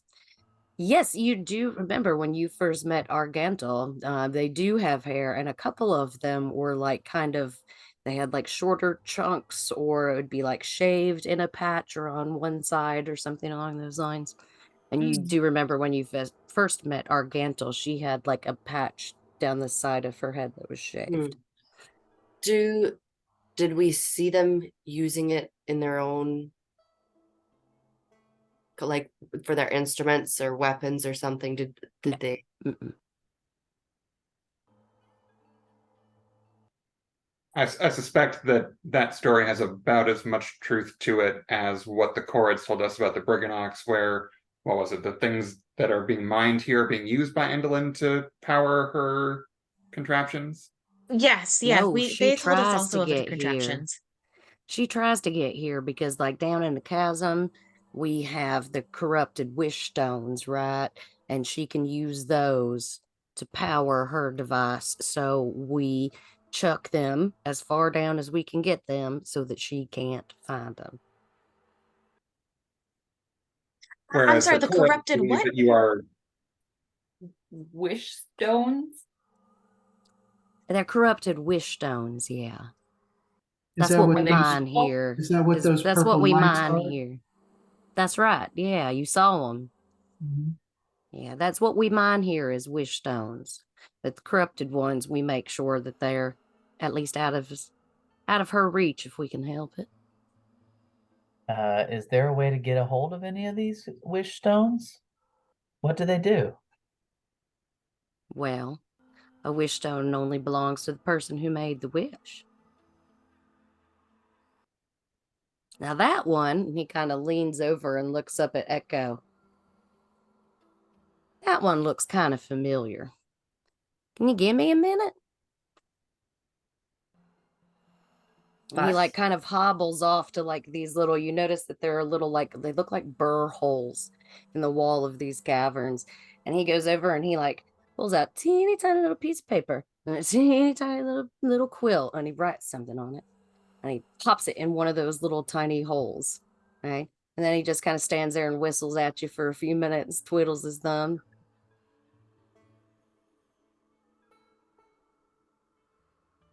I lean over and whisper to Fen and Echo or whoever is close, saying, Do we think he's serious? Or do we think that this is just a very old man who put a piece of paper into a wall? We're about to find out. After a minute or so of this kind of awkward waiting, right? Him kind of chuckling and whistling at you, there's like a little kind of like a sucking sound and a popping noise. And it's like this tube like magically kind of opens up and like a box like tumbles out of it onto the floor and goes, yeah, there it is. And goes over and picks it up. And it comes hobbling over to you, Echo. This cane in one hand, a little box in the other hand. Is like comically large on him. And he opens it up and there is this absolutely beautiful, like mirrored cut, cushion cut is the word I'm looking for, like golden sort of stone that seems to just kind of illuminate his face when he opens it. And he goes, yeah, I thought she looked familiar. Here you go. And he holds the box up to you. And it is this just magnificent cut gem. And looking inside of it, you see the face of Lyndon appear on it. And if you'll remember, way back at the carnival, when you made a little wish, a wish to see a face from your war days. Aww, Amy. And he holds it up to you. Oh my god. I think this one was yours. I don't recognize the rest of y'all. I'm sorry. It's Lyndon. So happy. I don't know wish what to- your wish was, but I hope this helps a little bit. If we see it, does it if Echo shows it to the rest of us, does the face look the same? Does it have the same kind of countenance that the Lyndon that we saw had, or is this a different It is personality? Not personality, but like, is it giving different vibes from the? I get you. version It's like that a we met? portrait, kind of, but it does show him in, with like a slight upturn smile to his face. It's not completely emotionless, but it's also not like wildly happy. It's like it was posed, like you would pose for.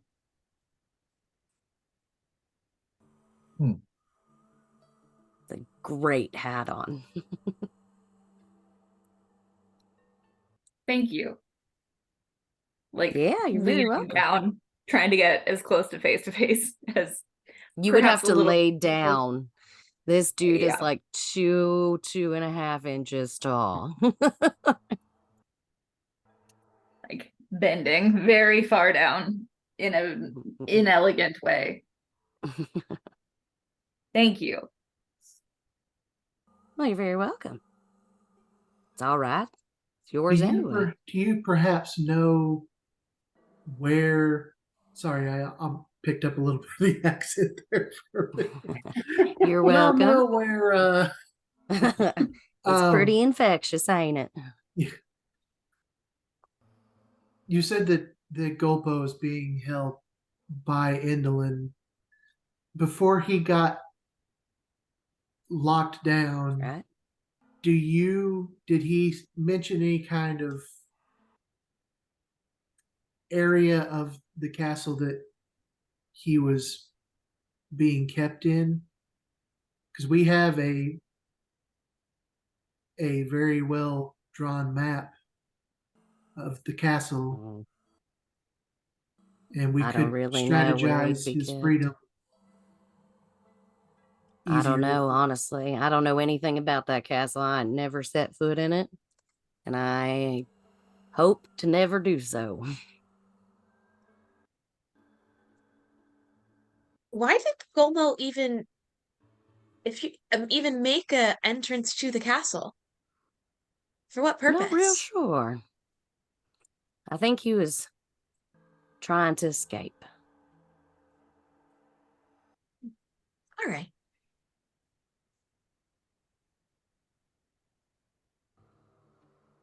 Either way, I can get you in.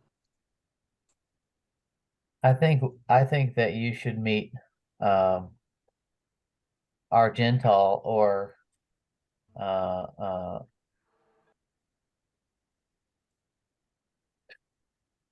Jagu. Algarthus or whatever his name is. Arcantal and Jagu. Aligarthus is done. Oh, I know. We- That's what Indi says though, for sure. Yeah. Yep. Nice. I think you Bree need Well, thinks to about yeah. correcting him and then shakes his head and then just shakes her I head. think we need to talk. You need to talk it out. We can't have this fighting anymore. This is You bullshit. can't have us fighting anymore. Who are you? I'm Indi. I think the Brigganocks are our allies, and Ah. the Korreds have yet to prove themselves they are cowards. All the while staring at this gem. What exactly is the trouble between you and the Korrats? Do they attack you? I mean, they throw stones at us quite an awful lot. And who We made really those just want to be carvings of left them that alone. are outside of your cave? We assume they did. You can't never tell which one's a real one, which one's not a real one. It's very dangerous to go out there. That's why we have Oliver.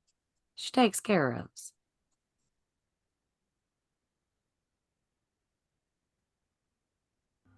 Well, Well, if we could arrange a meeting between you and the leaders of the Korreds, would you be all right meeting with them? And if so, where would you like to meet? Who all would you like to be there to help ensure it's a positive meeting? Make a persuasion check.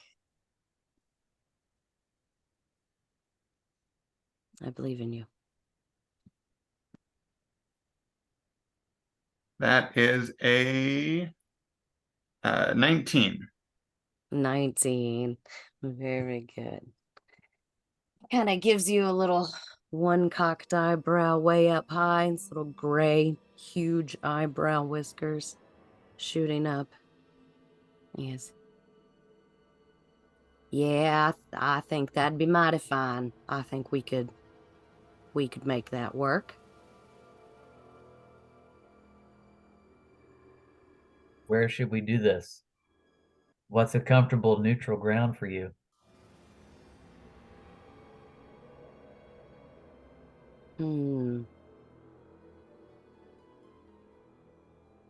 Well, I'm not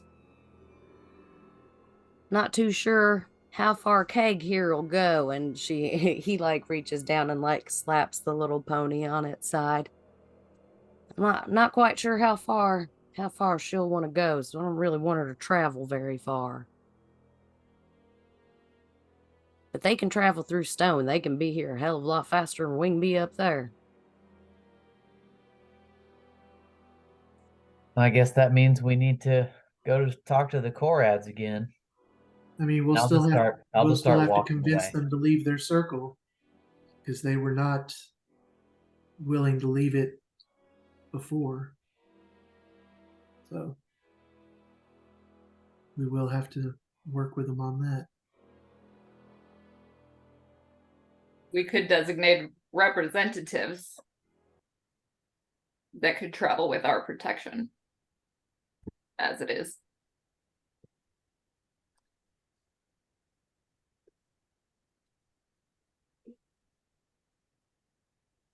I think that I think that would work well. And maybe if we brought to the Korreds some kind of peace offering from you, it may help us convince them. All right. All right. Give me a minute. He like hobbles his way back over to the little wall. He pulls out his pen and his quill, scribbles a little something. He like lifts his glasses up and holds the paper out and back, drops it back down, finishes writing. He rolls it up, pops it in a little hole in the wall, and he stands there.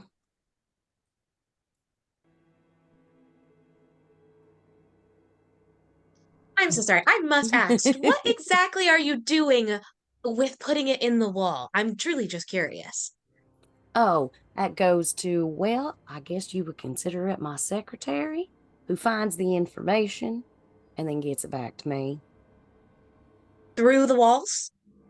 Yeah, very easy mode of communication. Seems very efficient. It works well for us, yeah. Is he whistling the same tune as he was last time? Yeah. All right. I'm just whistling random shit, but yes. Can I try to whistle along with him? Sure. Make a performance check. Oh.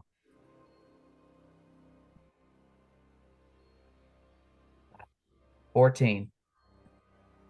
14. It takes you a few seconds longer than you wish it would have, and you're off key for a minute, and he kind of looks at you out the corner of his eye sharply for a second before you pick it up. But you do pick it up. Pretty decent little tune.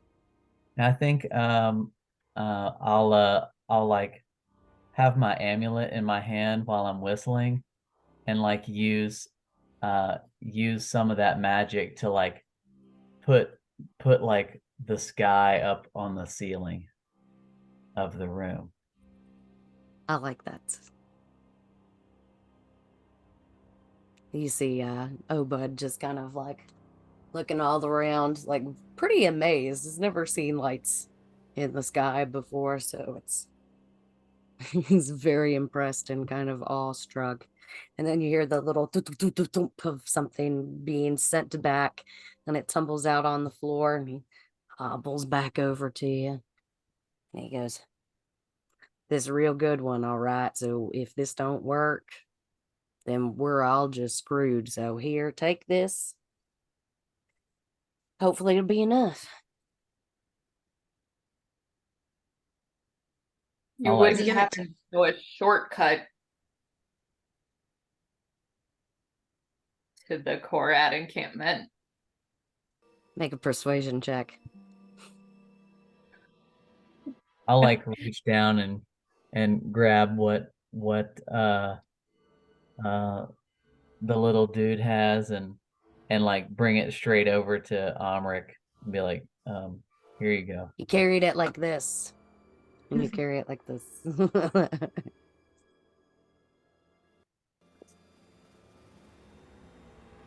14?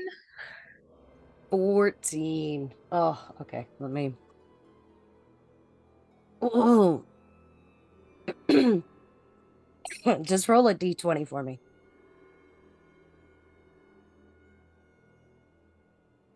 Oh. 6. You're shitting me. Roll it again. Don't do it this time. That one. Okay. So I rolled a 14 and then I rolled a 6. But I rolled better than a nat 1. But it took a lot. It took a lot to get there. Oh. I'm a generous DM. I might have a way to be able to get you there a little bit faster.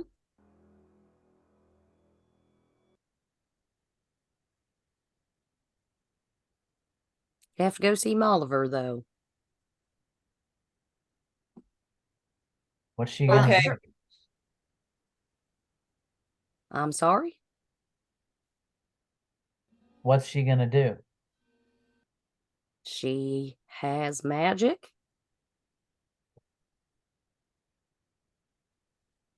Poof. Something like All that.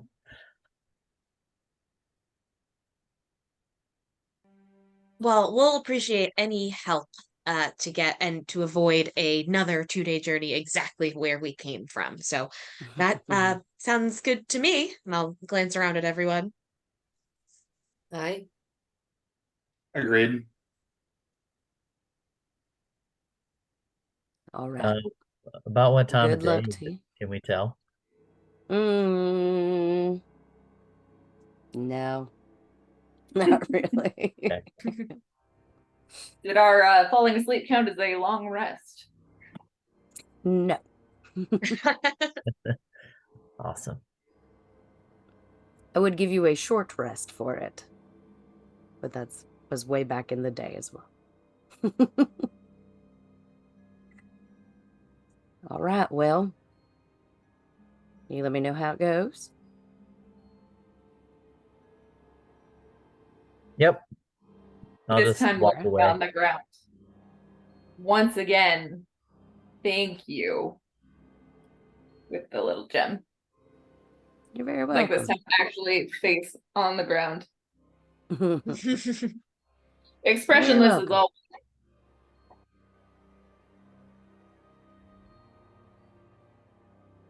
I'm Good already luck to you. walking away. All right. You guys Do we make your get to way go- back across. do we get to go back to the surface now? Is that what that means? We'll have to check with Mulliver. Oh Christ. Takes another drink.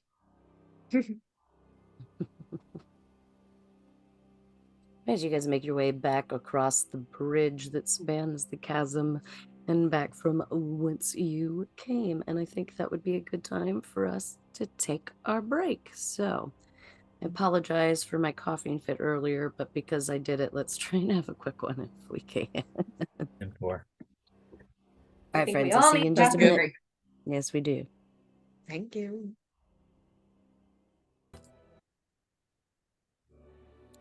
Okay, we're back. And you guys have just decided to arrange a ceasefire and potential treaty between the Korreds and the Brigganocks, and are now looking for a quicker way to travel back to Lockberry Henge. So you all have made your way back up the way that you had come, back to the space where you had encountered Molliver, and she is there in the space interacting with a couple of these small little mouse-sized creatures that you now know are the Brigganocks. And now that you're paying more attention and they're not being as hidden, you notice that there's always been the one on Molliver's shoulder, but you can also see one like peering out over the edge of a pouch on her belt, and there's one peering over the rim of her boot. And there just seems to be a group of them that kind of follow her around. And she looks up at you as you walk back in and she goes, "Oh, seems like it went well then."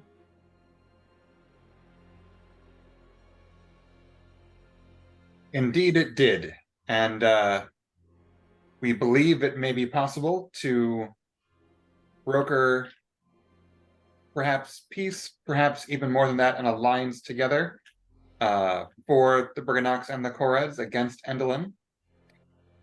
We do need to get back in touch with the Korreds to help get everything buttoned up, and give us to understand that you might be able to help speed our way in some manner to save us the 2.5 days walk back to Lockberry Henge. Of course he did. Fantastic. Yes, I can get you there. Is that above ground or below? Well, it's just down the hall, really. But when you get to the end, you'll be above ground. Oh, thank fuck. I mean, cool. Yeah, no big deal. Are you Can all you right? also get us Fine. back? Cool. Pets my emotional support fox under my cloak. All right. Yes, I can. I can get you back if you would like to follow me. You're going now. Oh, now? Yeah. Let's go. All right. And she turns and walks back up the path like she's leading towards the surface. And she gets about halfway. No, I'd say about a third of the way up this corkscrew. And she just stops in the hall and turns and like leans her back up against one of the wall and just reaches out and like knocks on it with her staff. And the whole thing just kind of swooshes and fades. And there is an open passageway in front of you. I'll immediately hide. Of course I you can do. see you. I can see you. It's I'm really adorable. gonna under my breath say to whoever's nearest me, if I didn't fucking hate being here, that'd be pretty cool. That'd be pretty hot. And then I'm gonna, subtly push my friends aside to try to get the fuck out. All right, you kind of clamber your way into the new passageway, and between the amount of drinks that you've had and the kind of magical effect that this thing is producing, it seems like this hallway just kind of stretches infinitely in front of you before it kind of rebounds back and like bounces back and forth for just a moment, and you're looking right outside of Lockberry Henge. You're standing up on a cliff, kind of looking downwards at it. Like it opens up onto a cliff. Like not where if you step out you're going to okay. plummet, but you'll step out and you'll be on the cliff side. Stepping through the threshold, and right as I'm about to take a step, I'll turn and say, next time you're ever above ground, and then feel fucking nauseous about the experience I just had. I cannot finish my sentence. I walk out the doorway trying to muster what dignity I still have. You are caught in the wind that instantly like rips through you and kind of sends your hair flying and your clothes tearing in the wind. Does it knock me over? No. Okay. It catches you by surprise, though. After being underground, it's been completely still and then thrust back into the kind of tumultuous gale raging around you. I'll lean into everyone after seeing Fen do that and say, I do not look forward to telling him we're going to have to go back underground. Sweet denial.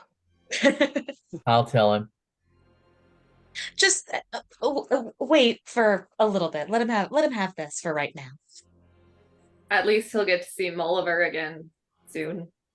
And you see him just like spread eagle, like fall to the ground and like looking up at the sky and feeling the wind. Just a big grin of just relief just washing off of him.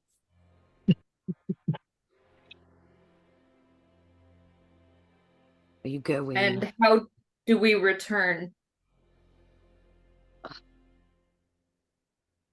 You're already so needy, aren't you?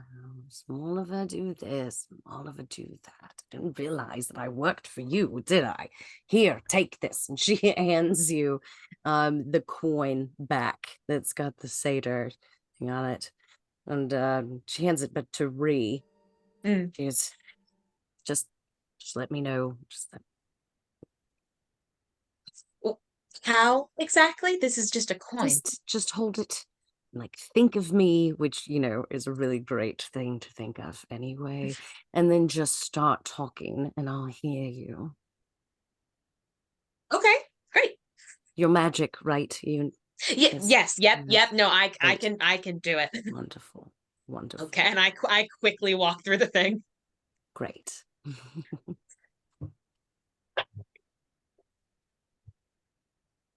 I'm going to make sure everybody gets through this safely. Keep going. I'll sneak my way through.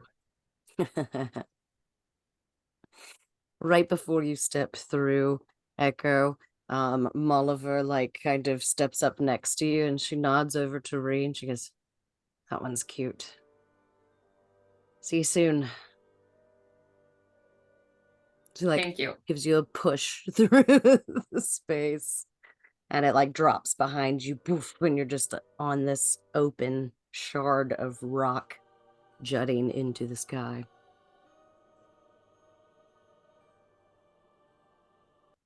I'm kind of blinded whenever I come out from it No, being not. It's still bright. dark. It's still dark okay. here. It's always dark here. I'm gonna sidle up kind of between Ree and Fen and uncharacteristically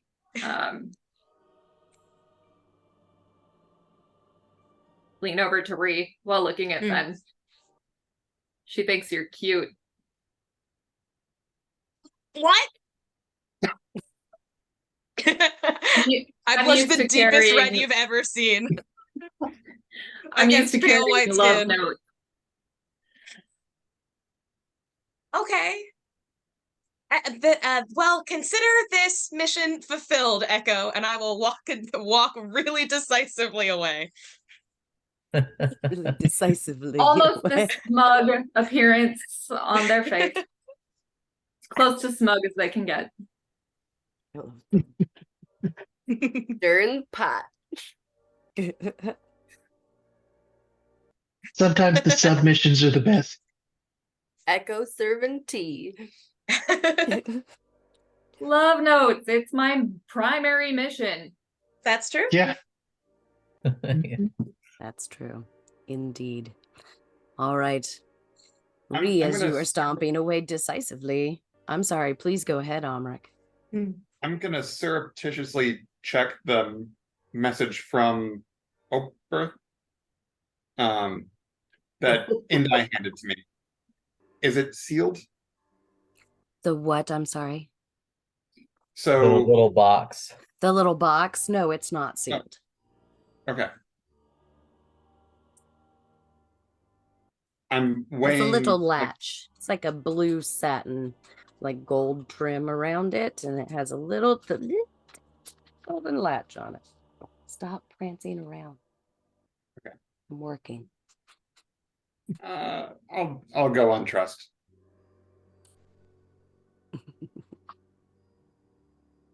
Okay. Okay. I'll be heading back towards, Ree, you are the one decisively stomping away. Are you heading back to the henge? I will briskly walk a couple of feet away, probably 10 or 15, and then stop and realize that I do not know how to guide myself through anywhere or navigate anywhere. And I'll stop and I'll turn back and say, Echo, which way are we going? I assume to the henge. Pointing. Yes. Still Okay, smug expression. Still smug. Will you lead, please? I will lead. Okay. Doing their utter best to be sassy. I love the new sassy chip. It's a good one. Great program.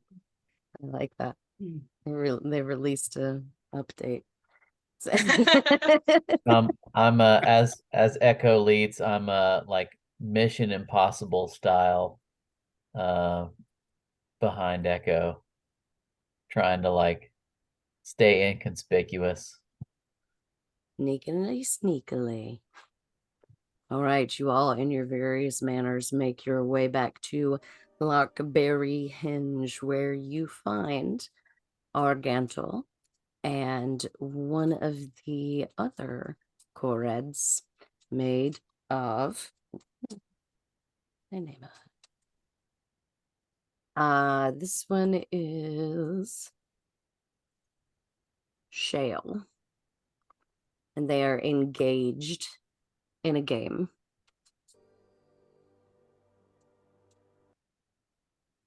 They pay you 0 attention as you approach. Argantel's sitting, kind of pondering her move. I'll stand a few feet from them and just hold my bow and thumb the string a little bit.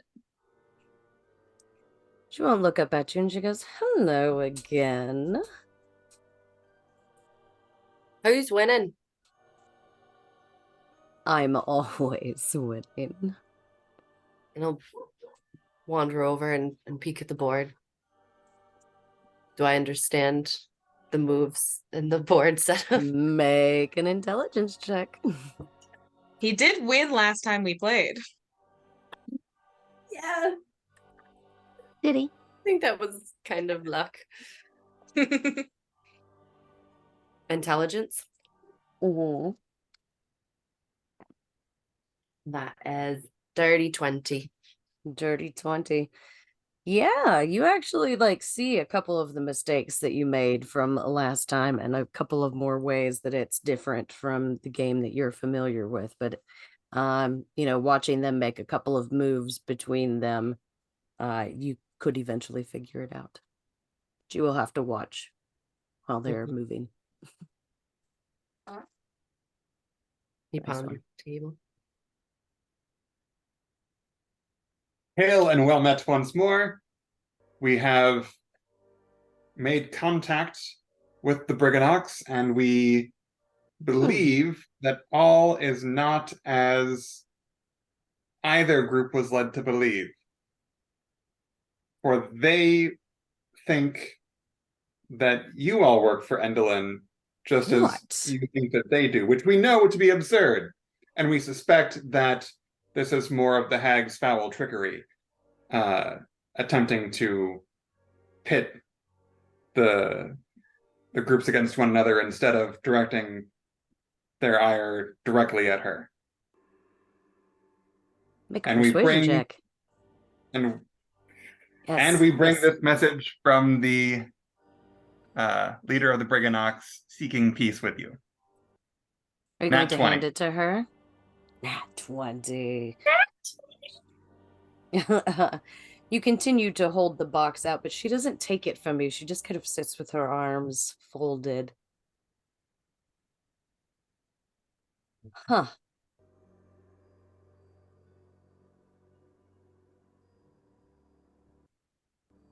Your logic is sound.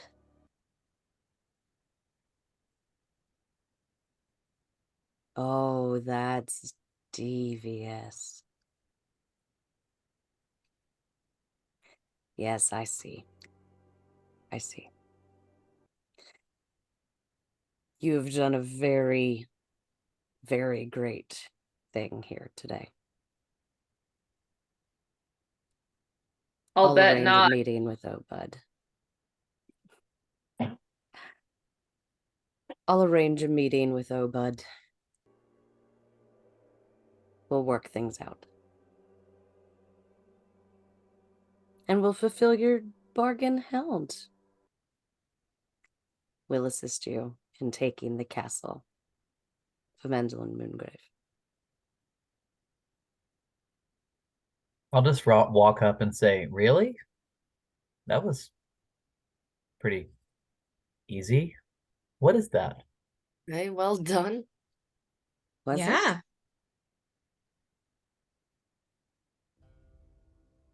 I didn't think any of us expected you to believe it so quickly. I mean, that logic is perfect. I can find no flaw with it at all. It was a nat Really? 20. Come on. It's I know, it's no, it's there are no potential loopholes or any sort of trickery. I 100% believe you. I think we're just not used to people liking us so quickly. Yeah. I can see that. Yeah. Yeah, maybe it's not felt right to you either or something, all right. I will say you do notice now as you're looking at Argantel, half of her head is shaved very closely to her head, while the other is long and kind of flowing and really all the way down her back to her feet. I'll put pictures of them in the Discord. Yeah, it's rather funny actually. They mentioned that you gave your hair to Endelyn for some kind of Gave. indestructible. We most definitely do not give it. She takes She it. kidnaps. She kidnaps us anytime she finds one of us. Forcibly takes it. I'm sorry. Understood. Seems that she has a habit of kidnapping people. That does sound about right.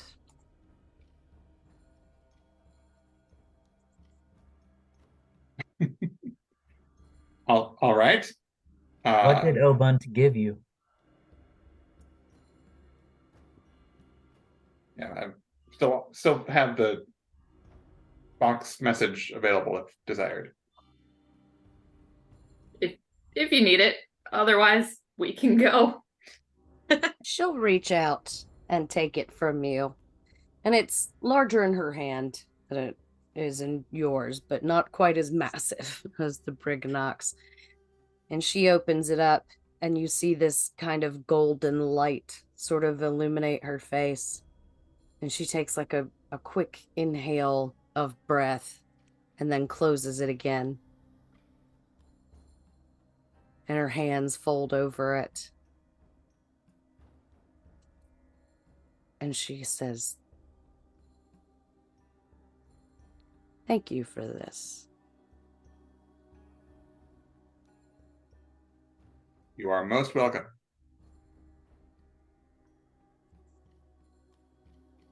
And she like What is it? slides it into an inside pocket of her cloak.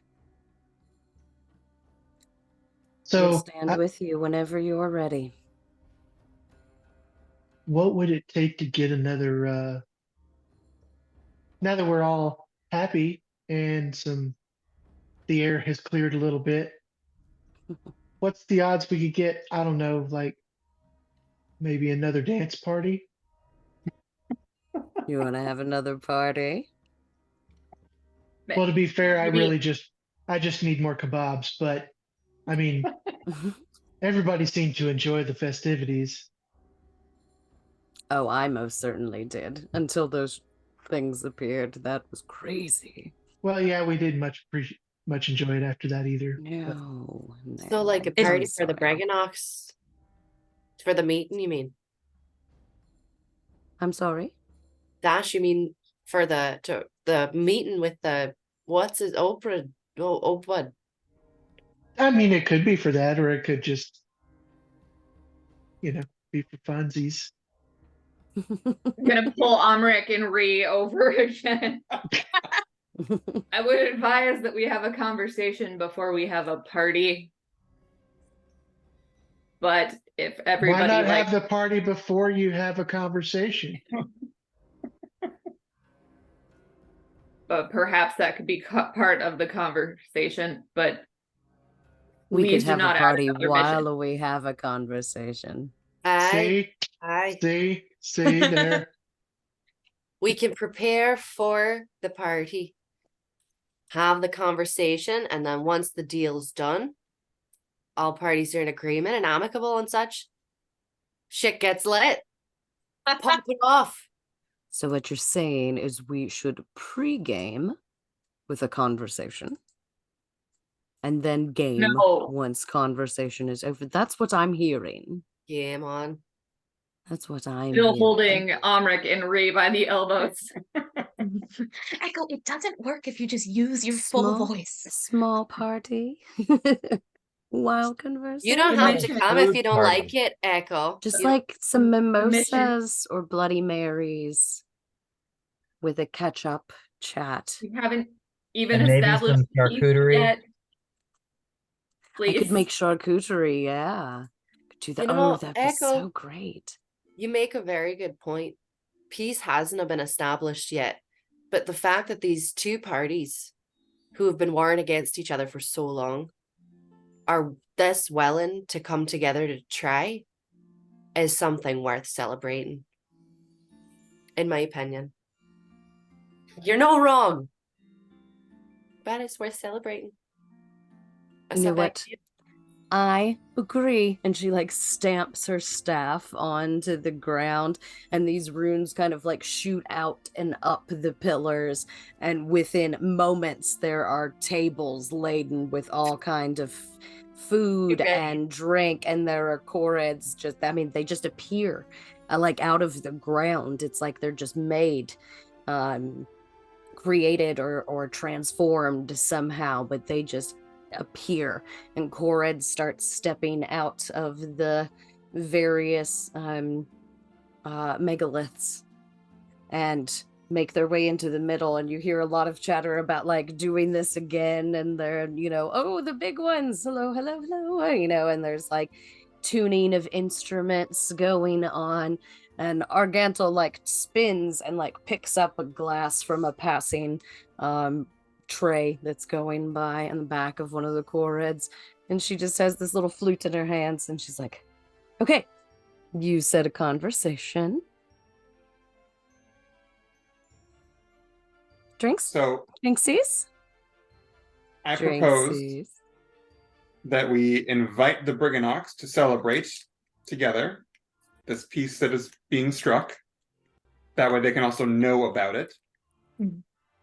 And I do think, Echo, that those of us who are of frailer stock than you would benefit from a rest before we storm the castle. So Before we perhaps storm the castle. If I'm So- storming the castle. so perhaps we let the celebration happen, prepare ourselves, and then after a rest we can take the castle. Since I do not think some of us are going to be ready to do that immediately. And as has been pointed out, we need the Brigganocks to know that they are at peace with the Korreds. And Oban said they couldn't travel well. So maybe we go there, establish some peace, and then party. I mean, we could Just- always open a gate for you to get there. Aye, they've got gates too, or whatever the hell that thing was that got us here. Yeah, we could talk What? to Milliver. what's her face, and with the great body, and you know, We should use the Korrad gates. We'll love, you know, you got the wee coin.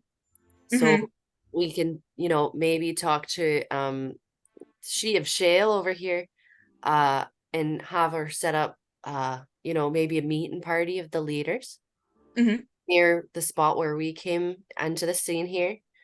Mhm. And let her know that we've got a greeting party, that there's agreement and willingness to come together, and that Mhm. we've got a wee celebration here presently. Just, you know, let them know that that's if they're interested in you know, cavorting with us. All right. And Let if them they know what's happening, you know, make it an open-ended thing, you know, they don't feel forced to social, you know, maybe they're like our Mhm. friend over there, they're a bit stiff, you know. sure, I will invite them to the party. Okay. Do you pull out your coin? Tell me how you do this. She takes it out and does a deep sigh and like turns her back from Echo. Um, and thinks about Mulliver and definitely blushes while she does it. And says, hello, Mulliver. Oh, hello there. Hello. We have established peace quite quickly, actually. The Korreds were very willing to believe the deceit, surprisingly so. And we have a meeting party that would is ready to meet Obud. But the Korreds are festive people. They are very excited about what's going on, and they are throwing a party. So, can you bring Are Obud you to the saying party? there's a party? Like there's a party? There's a part. The Korreds are Is throwing a there party. alcohol? I think whatever the Korreds I'm version of it is. so in. Let me go get Obud. I'll be there in 5. Great, awesome, wonderful, cool. Okay, they'll be here in 5 minutes. This is all happening very quickly. That is Can we hear your end of the conversation? Yes, you can hear Bree talking. Yes. Hey! as soon as I hear that, I go and grab a glass of the same drink that It's mimosas. It's early. the mimosas. Yes, excuse me. That the leader grabbed, and walk over to the corner. Start drinking. Mm-hmm. I am Very just good. in shock. Just pure shock. So I go stand by Juniper and just point to what I assume is a party table. Yeah, Yes. I was going to say, is there a platter of some form of breakfast meat or? Yes, there is a full breakfast spread. It's very brunchy.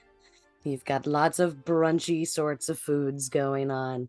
There are Sausages, nice crispy bacon. sausages and bacon and muffins and that's what there's like eggs Benedict and Like a low country yeah. shrimp and grits kind of thing. Biscuits. That's what I'm looking for. You Yeah, can Dash. absolutely be like, hey, can you do this? And they're like, sure, and it happens. Yeah, Dash like literally grabs an entire platter of meats and then grabs like meats out of other things and piles it on top of that, and then Just a just takes the whole platter and like walks over next to Juniper and just sits down in front of them and with the platter in between and just starts. Nice. Juniper eats herself into a food coma. She absolutely demolishes the food in front of you.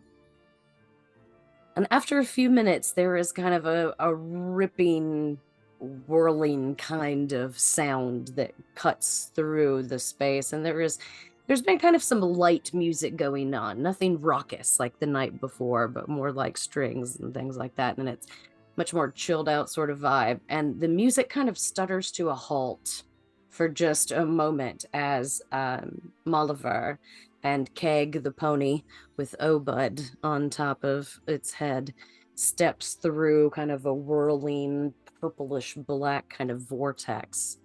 And they step out from it, and Molliver goes, I was told there was alcohol. Can somebody please put that into my hand? I'm gonna walk up with a platter of shots. Says the best day ever. And she'll pick up like 4. Seal the deal and pass it around to everybody. She of shale. Should we? Oh, am I supposed to? Oh. Okay, They can make here. more. I think it's fine. Here. I'm keeping 2, though. You can't stop me. But she will absolutely toss them back one after the other. Anybody else, eh? Bree, eh? Should we talk about the deal before we seal it, or? I mean, that was just my being here, my arriving shot. We still have a long way to go.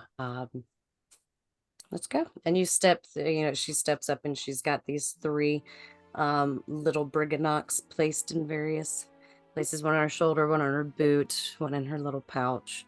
Wait, And the pony kind of waddles up with the hut on its back and it sways back and forth as it approaches. And Obud is kind of on what would be considered like the front porch of the little hut, like holding on to the rails and kind of swinging back from side to side as they waddle up. And Argantel goes over and greets them, and there's, kind of a few stuttered, awkward moments between them.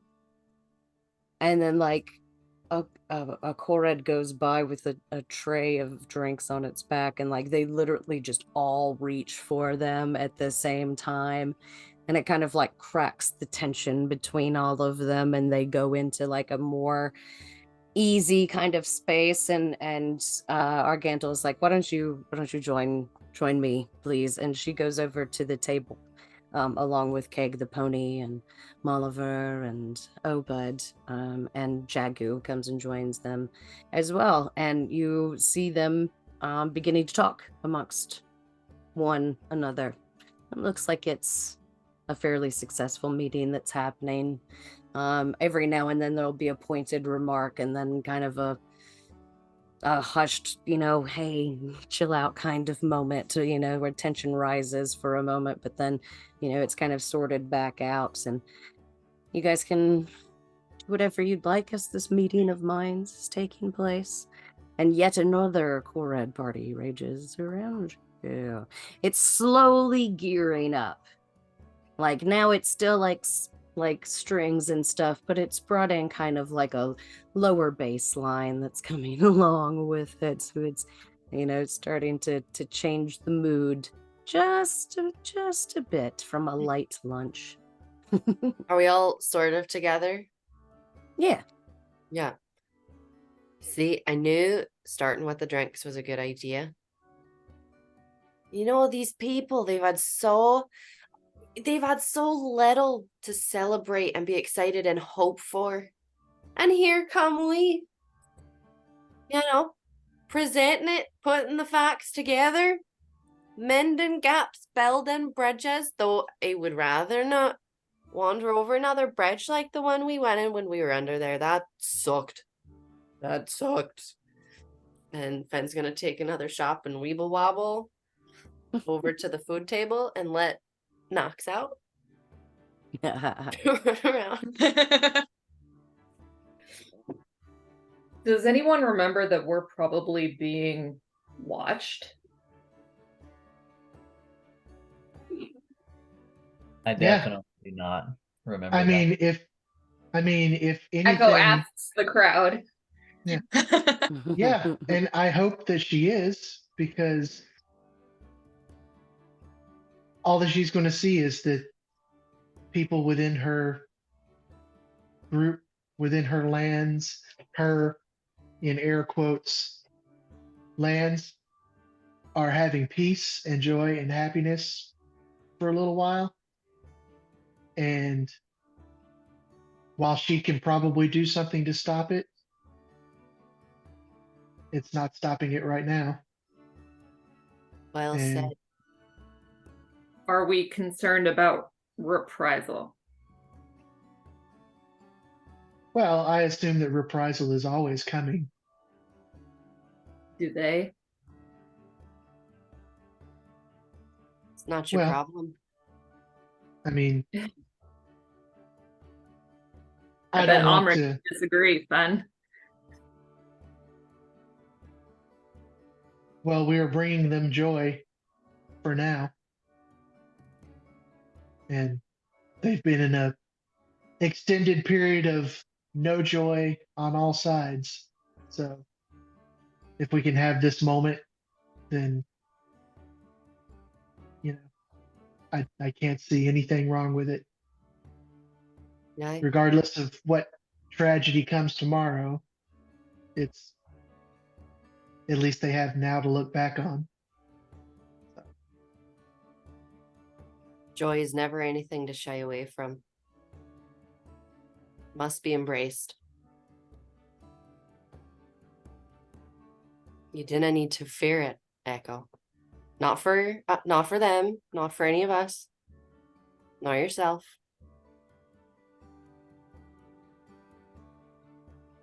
And we're not eating mushroom rations for a meal.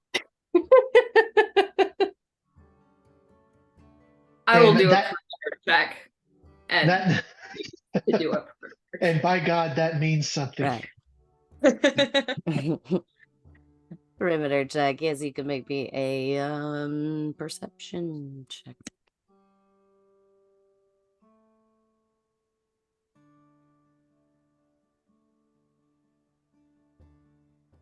Yeah.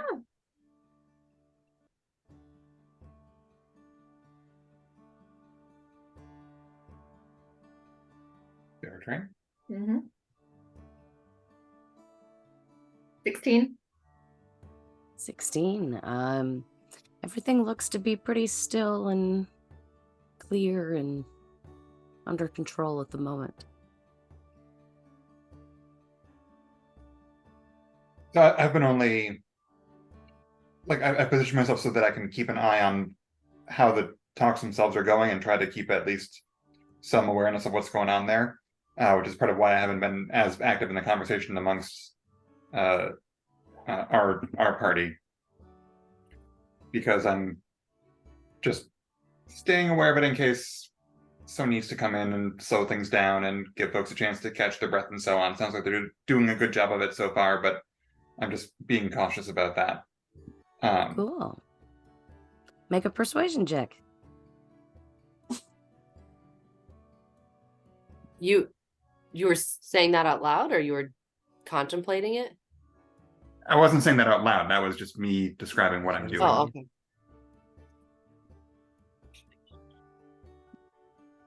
So that's a nat 1. So I'm probably not doing a great job of that. You know, you kind of stumble in. 20 or 1.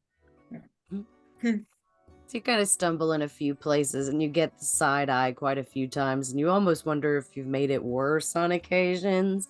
But it does settle back down kind of under its own volition, kind of despite of you, basically. It does. Right about then, I walk up to Amrik with a really big mug of beer with like a whole bunch of foam on top, and it looks really great. And I'm just like, here, I think you need this more than I do. And I hand it over.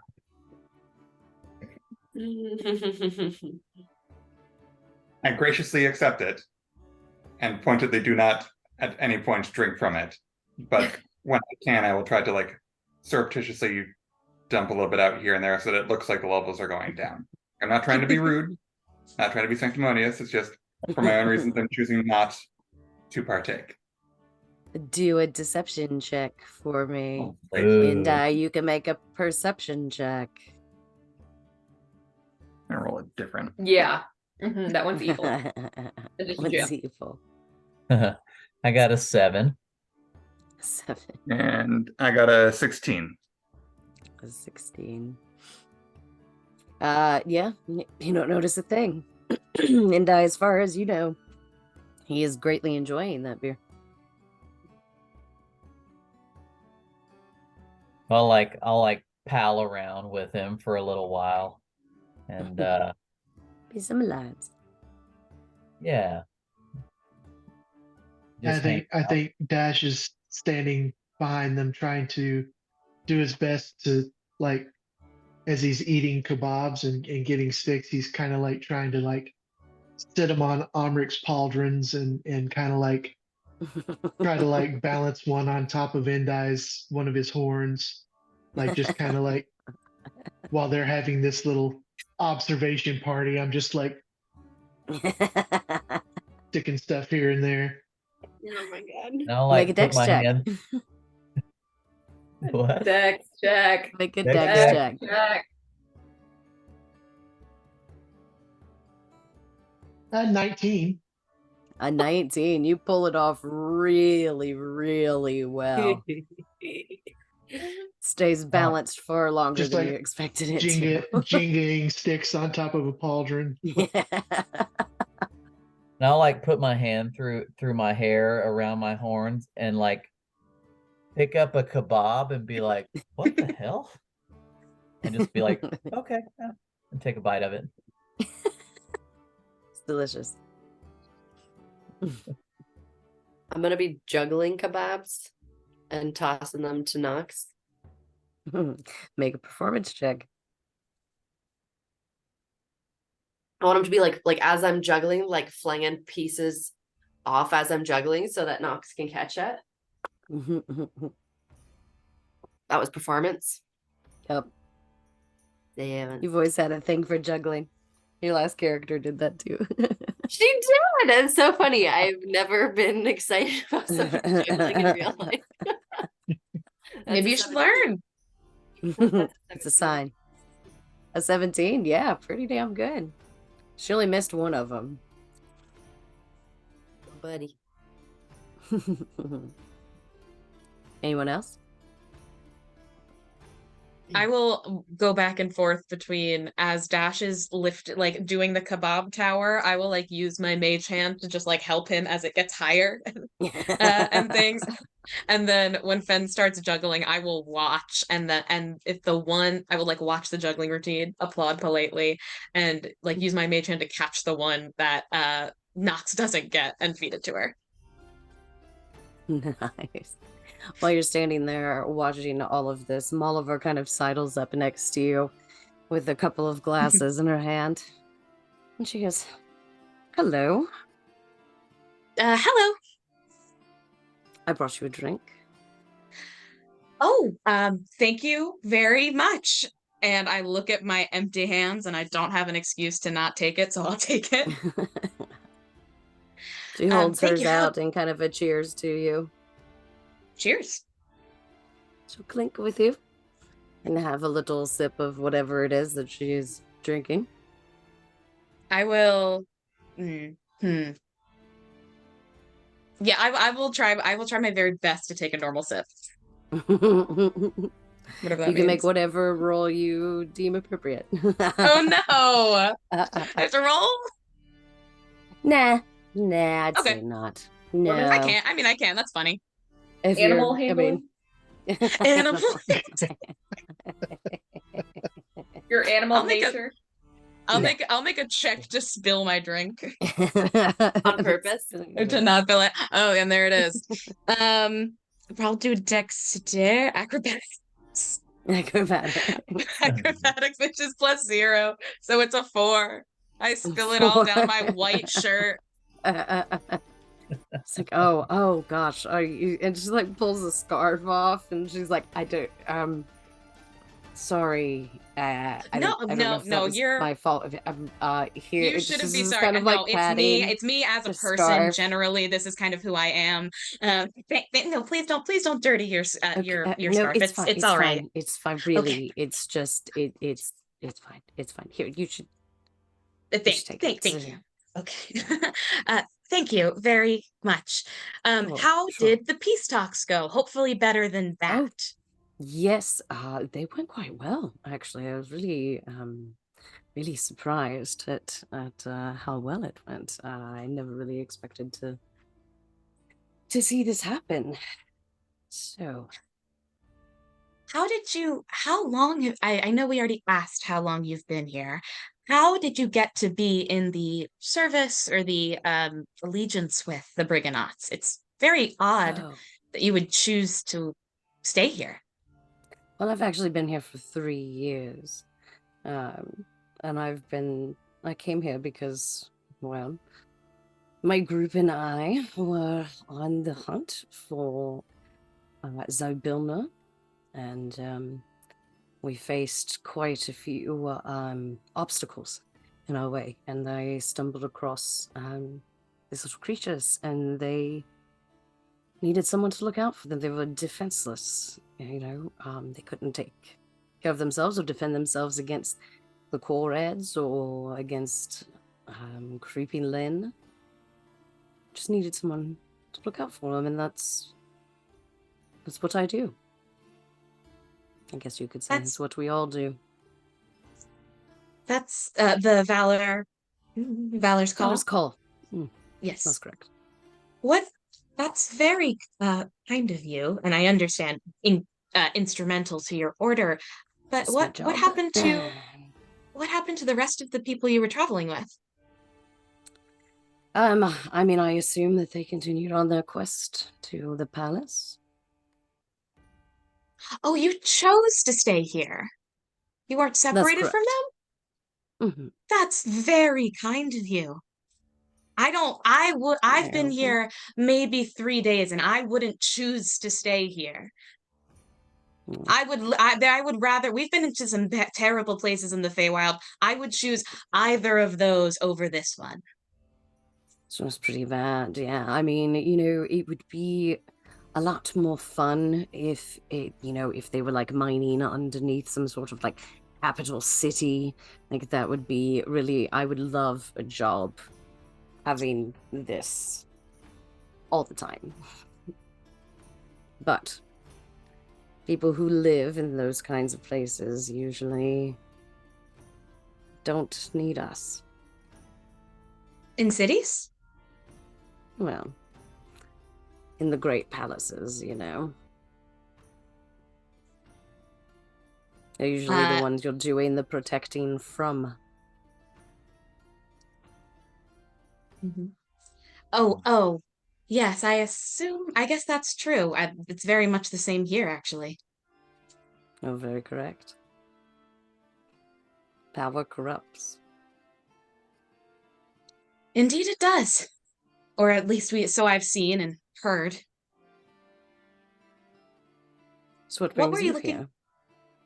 Oh, well, and it's a very strange series of events, but essentially we all went to a carnival, and we all had lost something there a very long time ago, and through a series of trying to find those things, we ended up in the Saki Court, and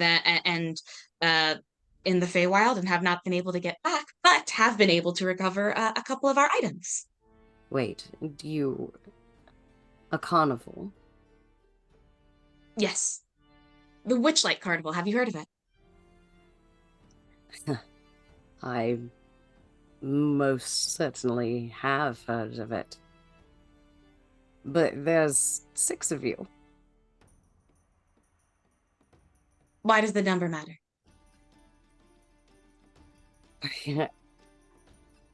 You really don't know, do you?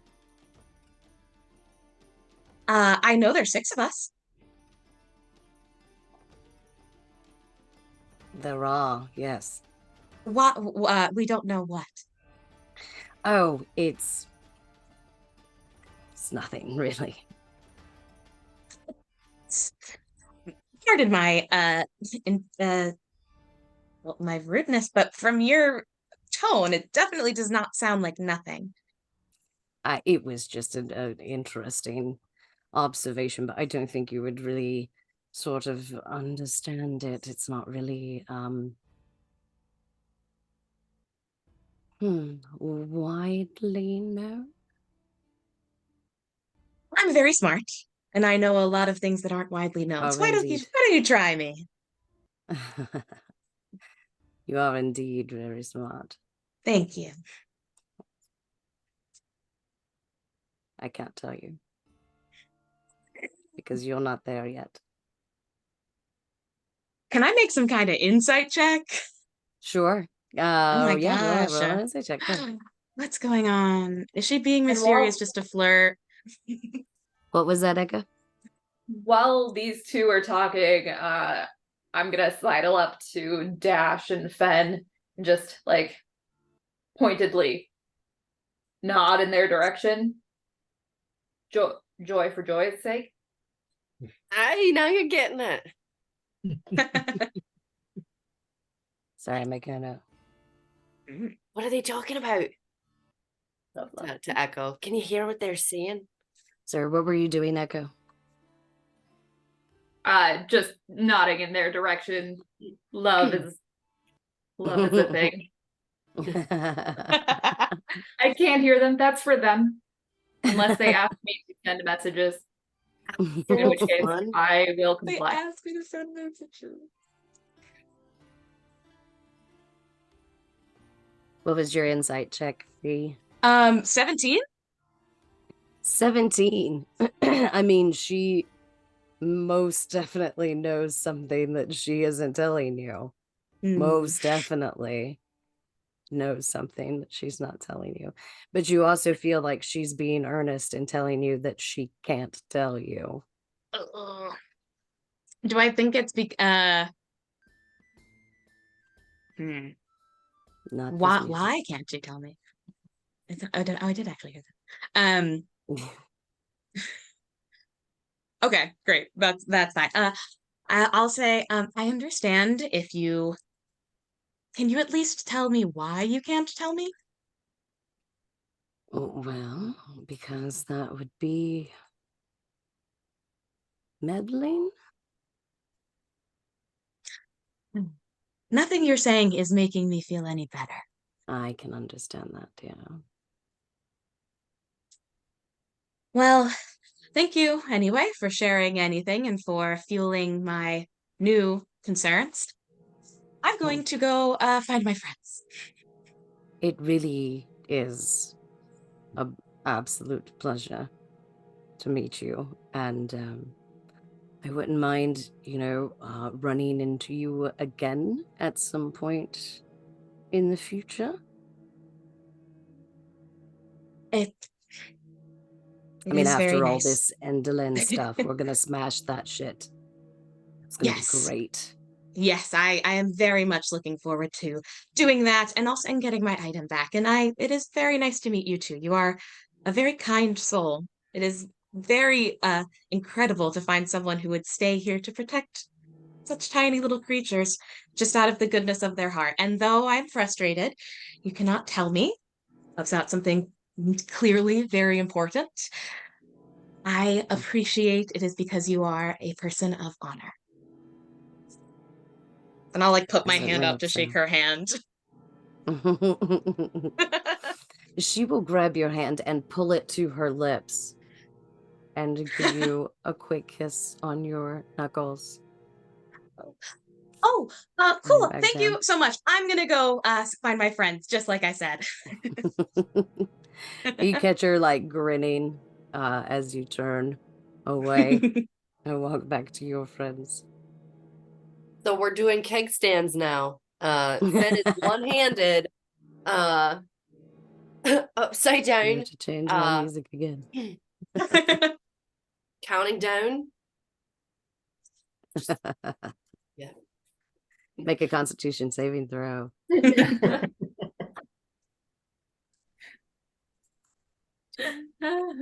not bad. 17. 17, okay. So it's gone a little to your head, but you're holding it pretty well so far. That's all right. I'm upside down. Gravity's, on my side. That's the point. And then I'm going to pop off and hold up the thing. Who's next? What is it? Beer love. And why do you do it like that? For fun. Shake Hey, things up look a who bit. came to see us. Kitty. Aw. Kitty, want to do a keg stand? You can do a keg stand. What do you want to do a keg stand? How'd things go with your friend?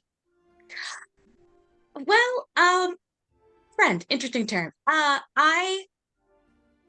Good, and then also quite bad because she mentioned something very concerning, but I don't want to ruin the fun. It's not urgent. There's nothing we can do about it now. Was she concerned about something? Yes, she was concerned or confused as to why there were 6 of us. I told her that we came through the Witchlight Carnival, and she was surprised that all 6 of us came through the Witchlight Carnival, which we didn't all come through there, but still. And said that if she told me more, she would be meddling, Well, that's and that cryptic. I wasn't ready to hear it. It's cryptic as fuck. Incredibly, and she wouldn't tell me anything else. Bugger.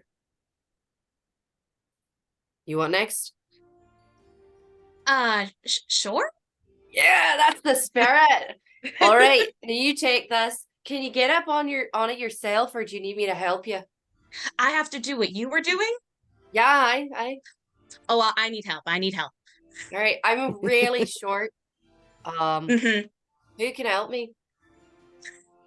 I think Dash would kind of just be oddly intrigued by the whole situation and seeing Ree so far out of her own normal character, and the fact that she even grabbed it from you in the first place. I'm like, why the hell not? All right, so All you right. And I'll take it. I'll help you. I'll help, like, help prop you up. Agree. And This is so real quick, just you hold on tight to the sides and you just don't panic. That's the first. oh That's well, the if you most say important thing. don't Just panic, I'm gonna panic. no. Just it's gonna fill your mouth really fast, and you just kind of let it happen. Chug and have fun with it. Oh, okay. You got this. You got this. I'm regretting this decision. All right. Ree, please make a acrobatics check. Yay. Can she get advantage since we're helping her? Yes. Oh, thank you. and if she's looking especially unbalanced, I'll even bamf out my other arms to just have a double set of props to. It's a 9. Oh, nice. With advantage. I would say. Yep, it was a 5 Yep. and a 9. I don't make these character choices. The dice make them for me. I will say that with Dash bamfing out his spectral arms, with a 9, he could help steady you enough to be able to chug from a keg stand. You can now make me a Constitution saving throw. Chug, Okay, great. chug, chug, chug. Oh no, it slipped out. Jeez, okay. Well, 8. An 8. No, you end up like choking and it like comes out of your nose and it burns. It's really painful. And It you like stains come my down shirt. off of it just kind of spluttering. Yeah, you're like covered in it now. It's like in your hair. It is. I'll try. And slightly tipsy as well. Nice. I rub my glasses with my hands like this and say, well, I've never done anything like that before. And now I remember why I don't do things like that. Thank you for your help. It's all right. I'm proud of you for trying. Way to be a sport. Thank you. Dash would, like, kind of settle you back where you're standing, and he'd like whisper to you, don't you know prestidigitation? To try yourself up. Oh no. Oh no. Not today. I don't know. I could probably learn it again if I read the book, but I don't think I can do that right now. True. All right, the night wears on with yet another Korred party, and you see like more and more of the Brigganocks are starting to show up as well too. So there's little itty bitty figures just kind of wandering around under the Korred's feet and chests as they kind of lean over as they dance around, and the little whirling lights kind of spin through the air in unison with the Brigganocks. And you all continue your event late into the evening when you feel the exhaustion begin to creep into you, and you know that you are reaching the end of your day physically. But probably a lot quicker than expected with the aid of food and drink.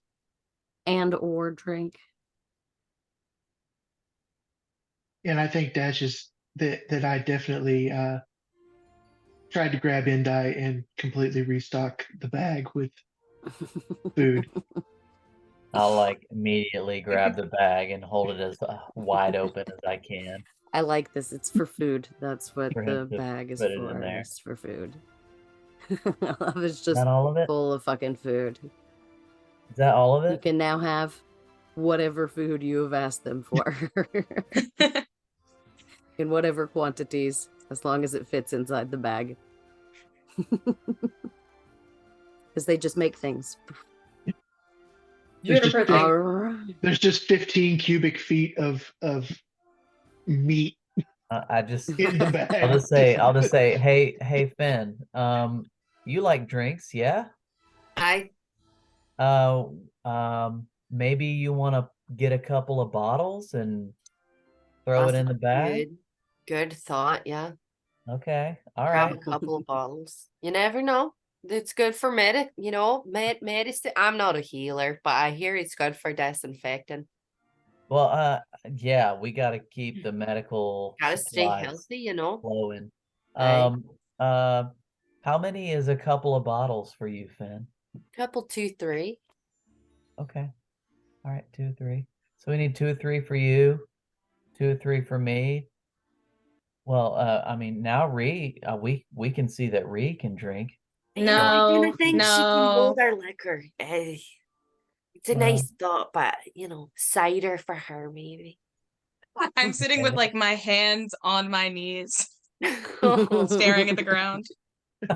as far as you know, Petting. Omric loves the beer he got. that's Yeah. true. I think Dash would definitely be. I would definitely be kind of trying to mother hen Ree now after our little interaction. He's just kind of like standing beside, like kind of doing the slow, slow back rub. If they're okay with it, Yeah, just kind of. When you got the spins, oh no. yeah. I hate the spins. To keep one foot on the ground. Sorry about that, Ree. I won't pressure you into it again. No, I did it willingly. It's all right. All right. Dash, making your way over to Ree, draws a little bit more attention to her. And Ree, as you're sitting there, you feel kind of like a warm breeze kind of gust up from your center and kind of dry your clothes and like floof your hair back out into its nice pretty shape.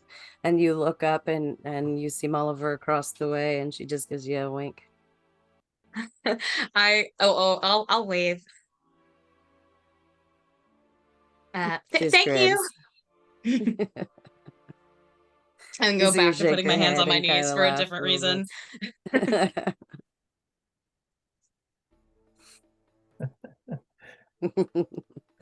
All right. The evening goes on. Amrik, did you have something? Once the peace talks appear to have mostly wrapped up and I can't do any more damage there, I'm going to, as subtly as I can, kind of move to the periphery and eventually just make my way out, somewhere outside of, away from the firelight. Just gonna let the rager rage, but I'm just gonna go be solitary for a little while. It actually really doesn't become as much of a rager as it was last night. It's a little more laid back, a little on the quieter side. It's not as, it's made to be able to discuss amongst friends instead of shouting at each other over the drums. So it is a little bit of a lighter mood this evening. So, but you can step away from it easily enough. Yep. As Would you always, like Echo's watching. Would you like to do anything once you step outside of the ring? I'm going to do my daily meditation and kind of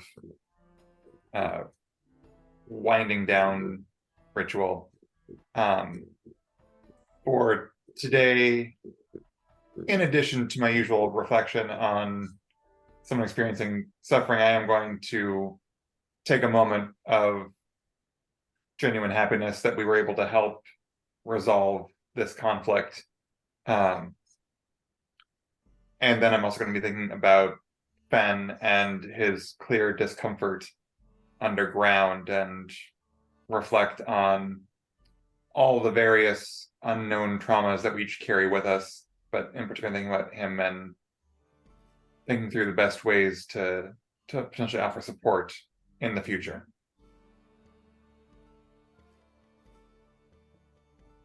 Beautiful. All right.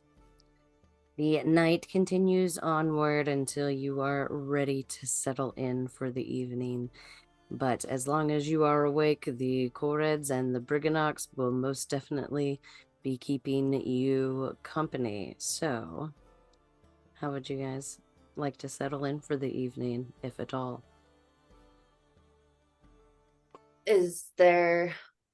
Are there like any bonfires about? Yeah, there's one big fire going One in the big one? center of this plateau, yeah. I think that I'd go off with Nox toward one of the hinges, furthest away from the music, curl up with Nox and just think about the day and Yeah, you've had a stare rough at the one, huh? joy unfolding and let the noise lull me into a sleep. Maybe humming to myself along with the music as I fall asleep. Yeah. Smile on my face. Happy to fucking be above ground and be witnessing such joy. Anyone else want to have anything they'd like to do before the party wraps up? Evening comes to an end, and Argantel goes over to you, and she goes, "Of course, you are welcome to stay here again this evening. And thank you again for arranging this. It's been revelatory."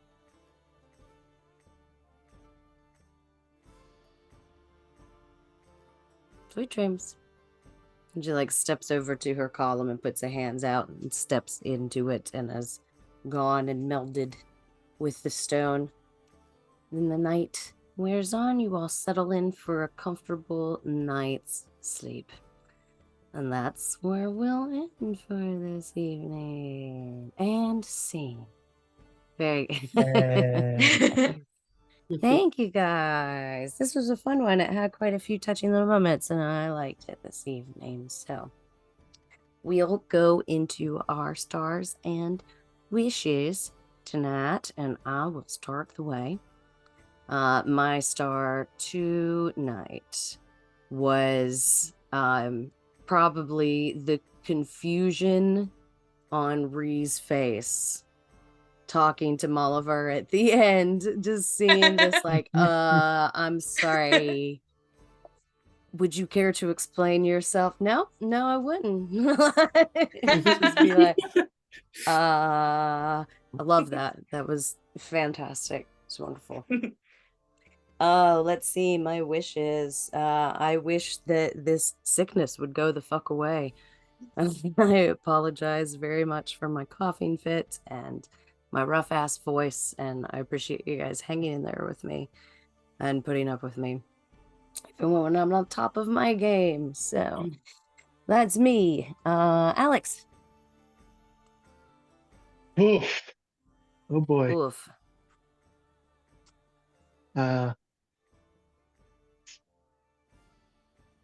First one up. I'm gonna put you on the spot. Yeah. I think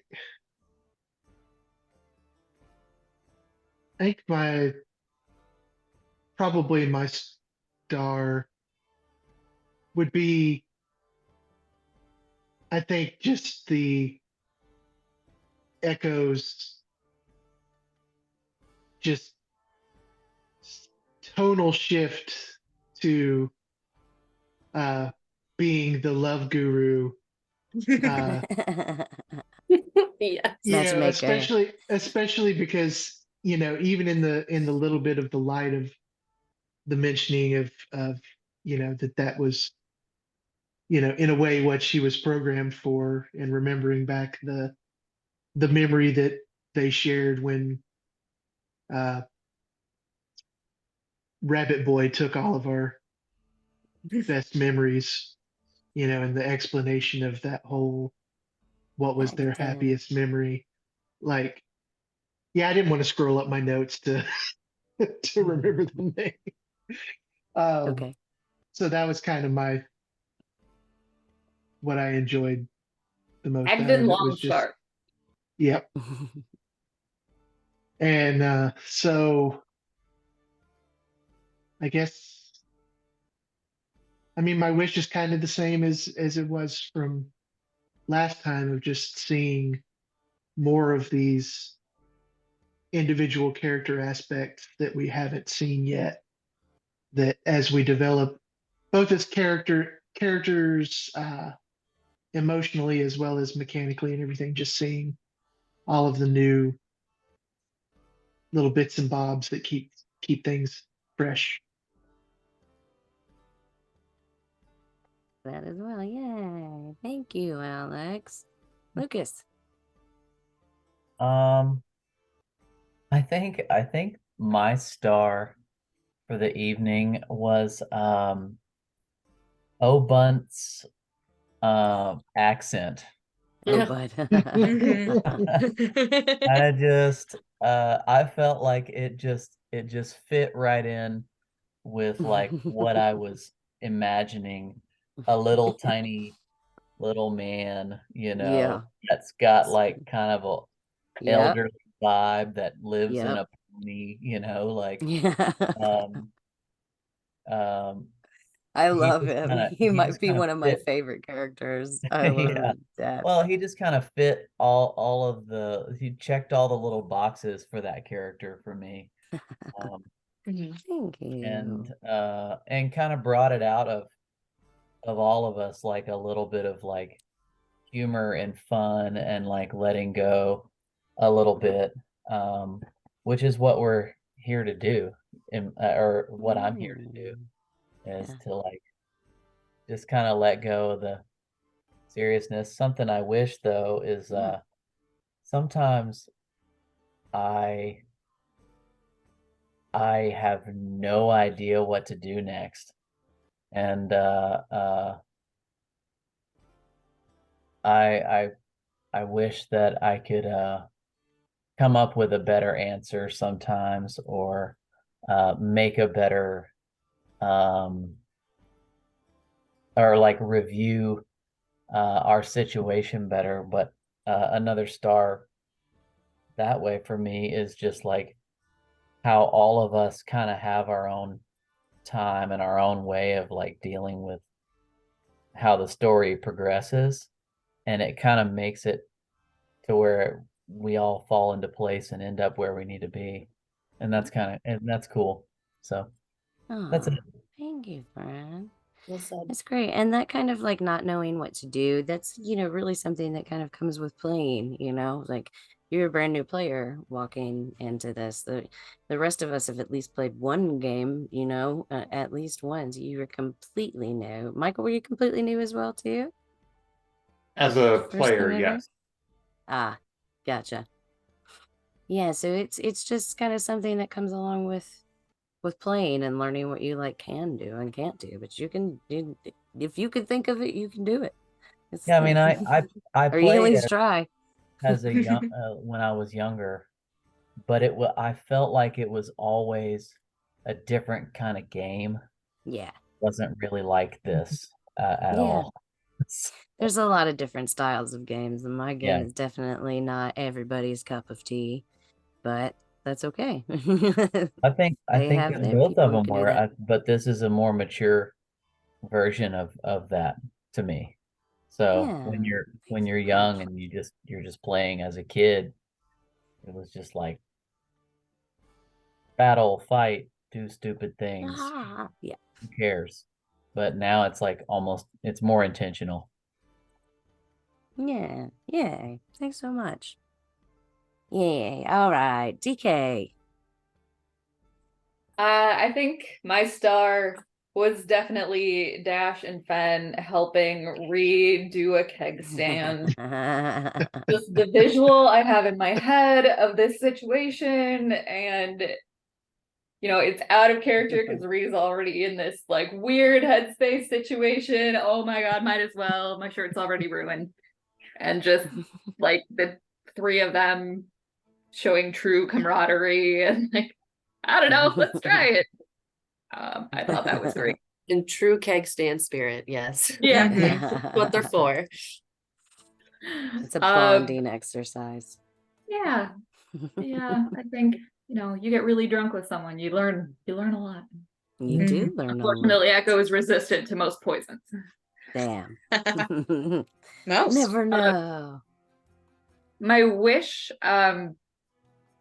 it seems like all these characters have this like deep inner monologue that's going on, but none of our personalities are of the kind that are going to probe for that or like volunteer that information. So I don't know. My wish is that they are forced to, in some capacity, just like, hey, what the hell? Tell me about your shit. It's such a fuck around and find out statement to the DM. I love that. I love it. Just you got it. We got a little bit of that early on with the memories that we had to give to Blunzer, like Alex said, but like, yeah. Damn it, just tell them stuff. And like Omric's almost there, but doesn't want to impose, of course, because that would cause suffering. And like,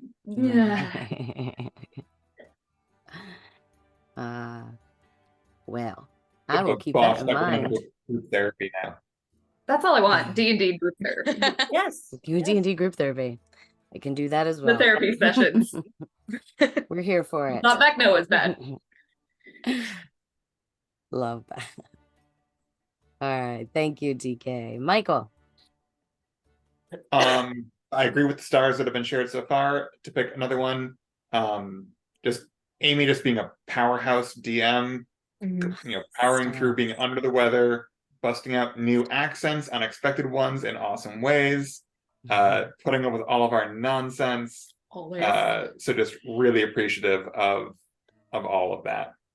Just the sheer craft and adaptability is something to behold. Stop it. Let's see. In terms of wishes, I'm running pretty low. This was a very fun session for me. This one too. So I wish for more like this in new and exciting ways. So I actually would enjoy the group therapy session at some point. I got you. We have those as well. Thank you, Michael. Victoria. Sure. I again agree with all the stars. I think there's so many I could choose from. I think I have to say Endai's commitment to sneaking into the shadows at every opportunity is not only like a fun bit, but also like does show like this change in his character. So I love that it like just has the multitudes of it going on and how the NPCs respond to him as well. Very fun. And wish, I think I'll cop out and just say what Michael said. So more of this was very fun, and also just more of like opportunities for just like personality and fun and being thrown into situations that we may not have anticipated. Yeah, I can do that too. Thank you, Victoria. Leah. Yeah. My star was the wishing stone that Oprah gave to Echo. I just thought that was such Oh, but I was just like Oprah. The sweetest Oprah. That's what I keep hearing you say. Talking about oh bud. OBUD. Oh bud. Whoops. Oh bud. I spelled it OBUNDT. Oh bud. In my notes. He's a tiny bun cake. Yeah, but I that had just, opened. but I loved that. I loved that so much. It was just like such a cool way to, crack into someone's backstory. And I didn't hear that. Mhm. So I would also love to hear that at some point. But it was just such a sweet detail to throw in and like bring everybody into that moment and story and experience. And instead of it just being about that mission, being able to recall like these adventures are bringing so much more to this story. And I love that co-creation. And my wish is very in line with what most of us have been saying. I loved seeing the way that everyone's characters were sort of coming out of their shell, but I think my wish for that is like I hope we keep getting bolder and sharing that inner monologue, and take the time to As do that, players. and to share showing that concern for another character in game, or stating like just like sharing more of that inner experience to the story so that our characters can be playing that out more, even if that's just like sharing a facial expression, and then a willingness for us all to be playing off of that more, which we totally did tonight, and I love that. So Yeah. um fantastic. More of this. Yeah. Excellent. Thank you, Leah. One last thing before we wrap up for the night, as you all are settling in for the evening. I'd like everyone but Echo to make a Constitution saving throw. Be careful what you wish for, friends. I knew it was coming. I was surprised you didn't have us do it at the end. I had forgotten about it. 18. 18, 11. 11, 8. 13. 8 for Dash, 13 for Omric, 3, 13. 13. Oh, Thank you. nose. Quite a few of them don't rest easy this evening, Echo. Quite a few of them. Yay! What a way to end the session. Yeah. Thank you guys so much for playing in my game. Y'all are Thank you, fantastic. Amy. I couldn't ask for anybody better. Y'all are the bestest. So, right, hello, Echo. future me. I hope that you're not sick. Stop being sick Yes. if you are. Get better. Okay. Yeah, I'm gonna do my best. All right, we'll be back in a couple of weeks. Everybody say bye. Bye. Bye. Hey.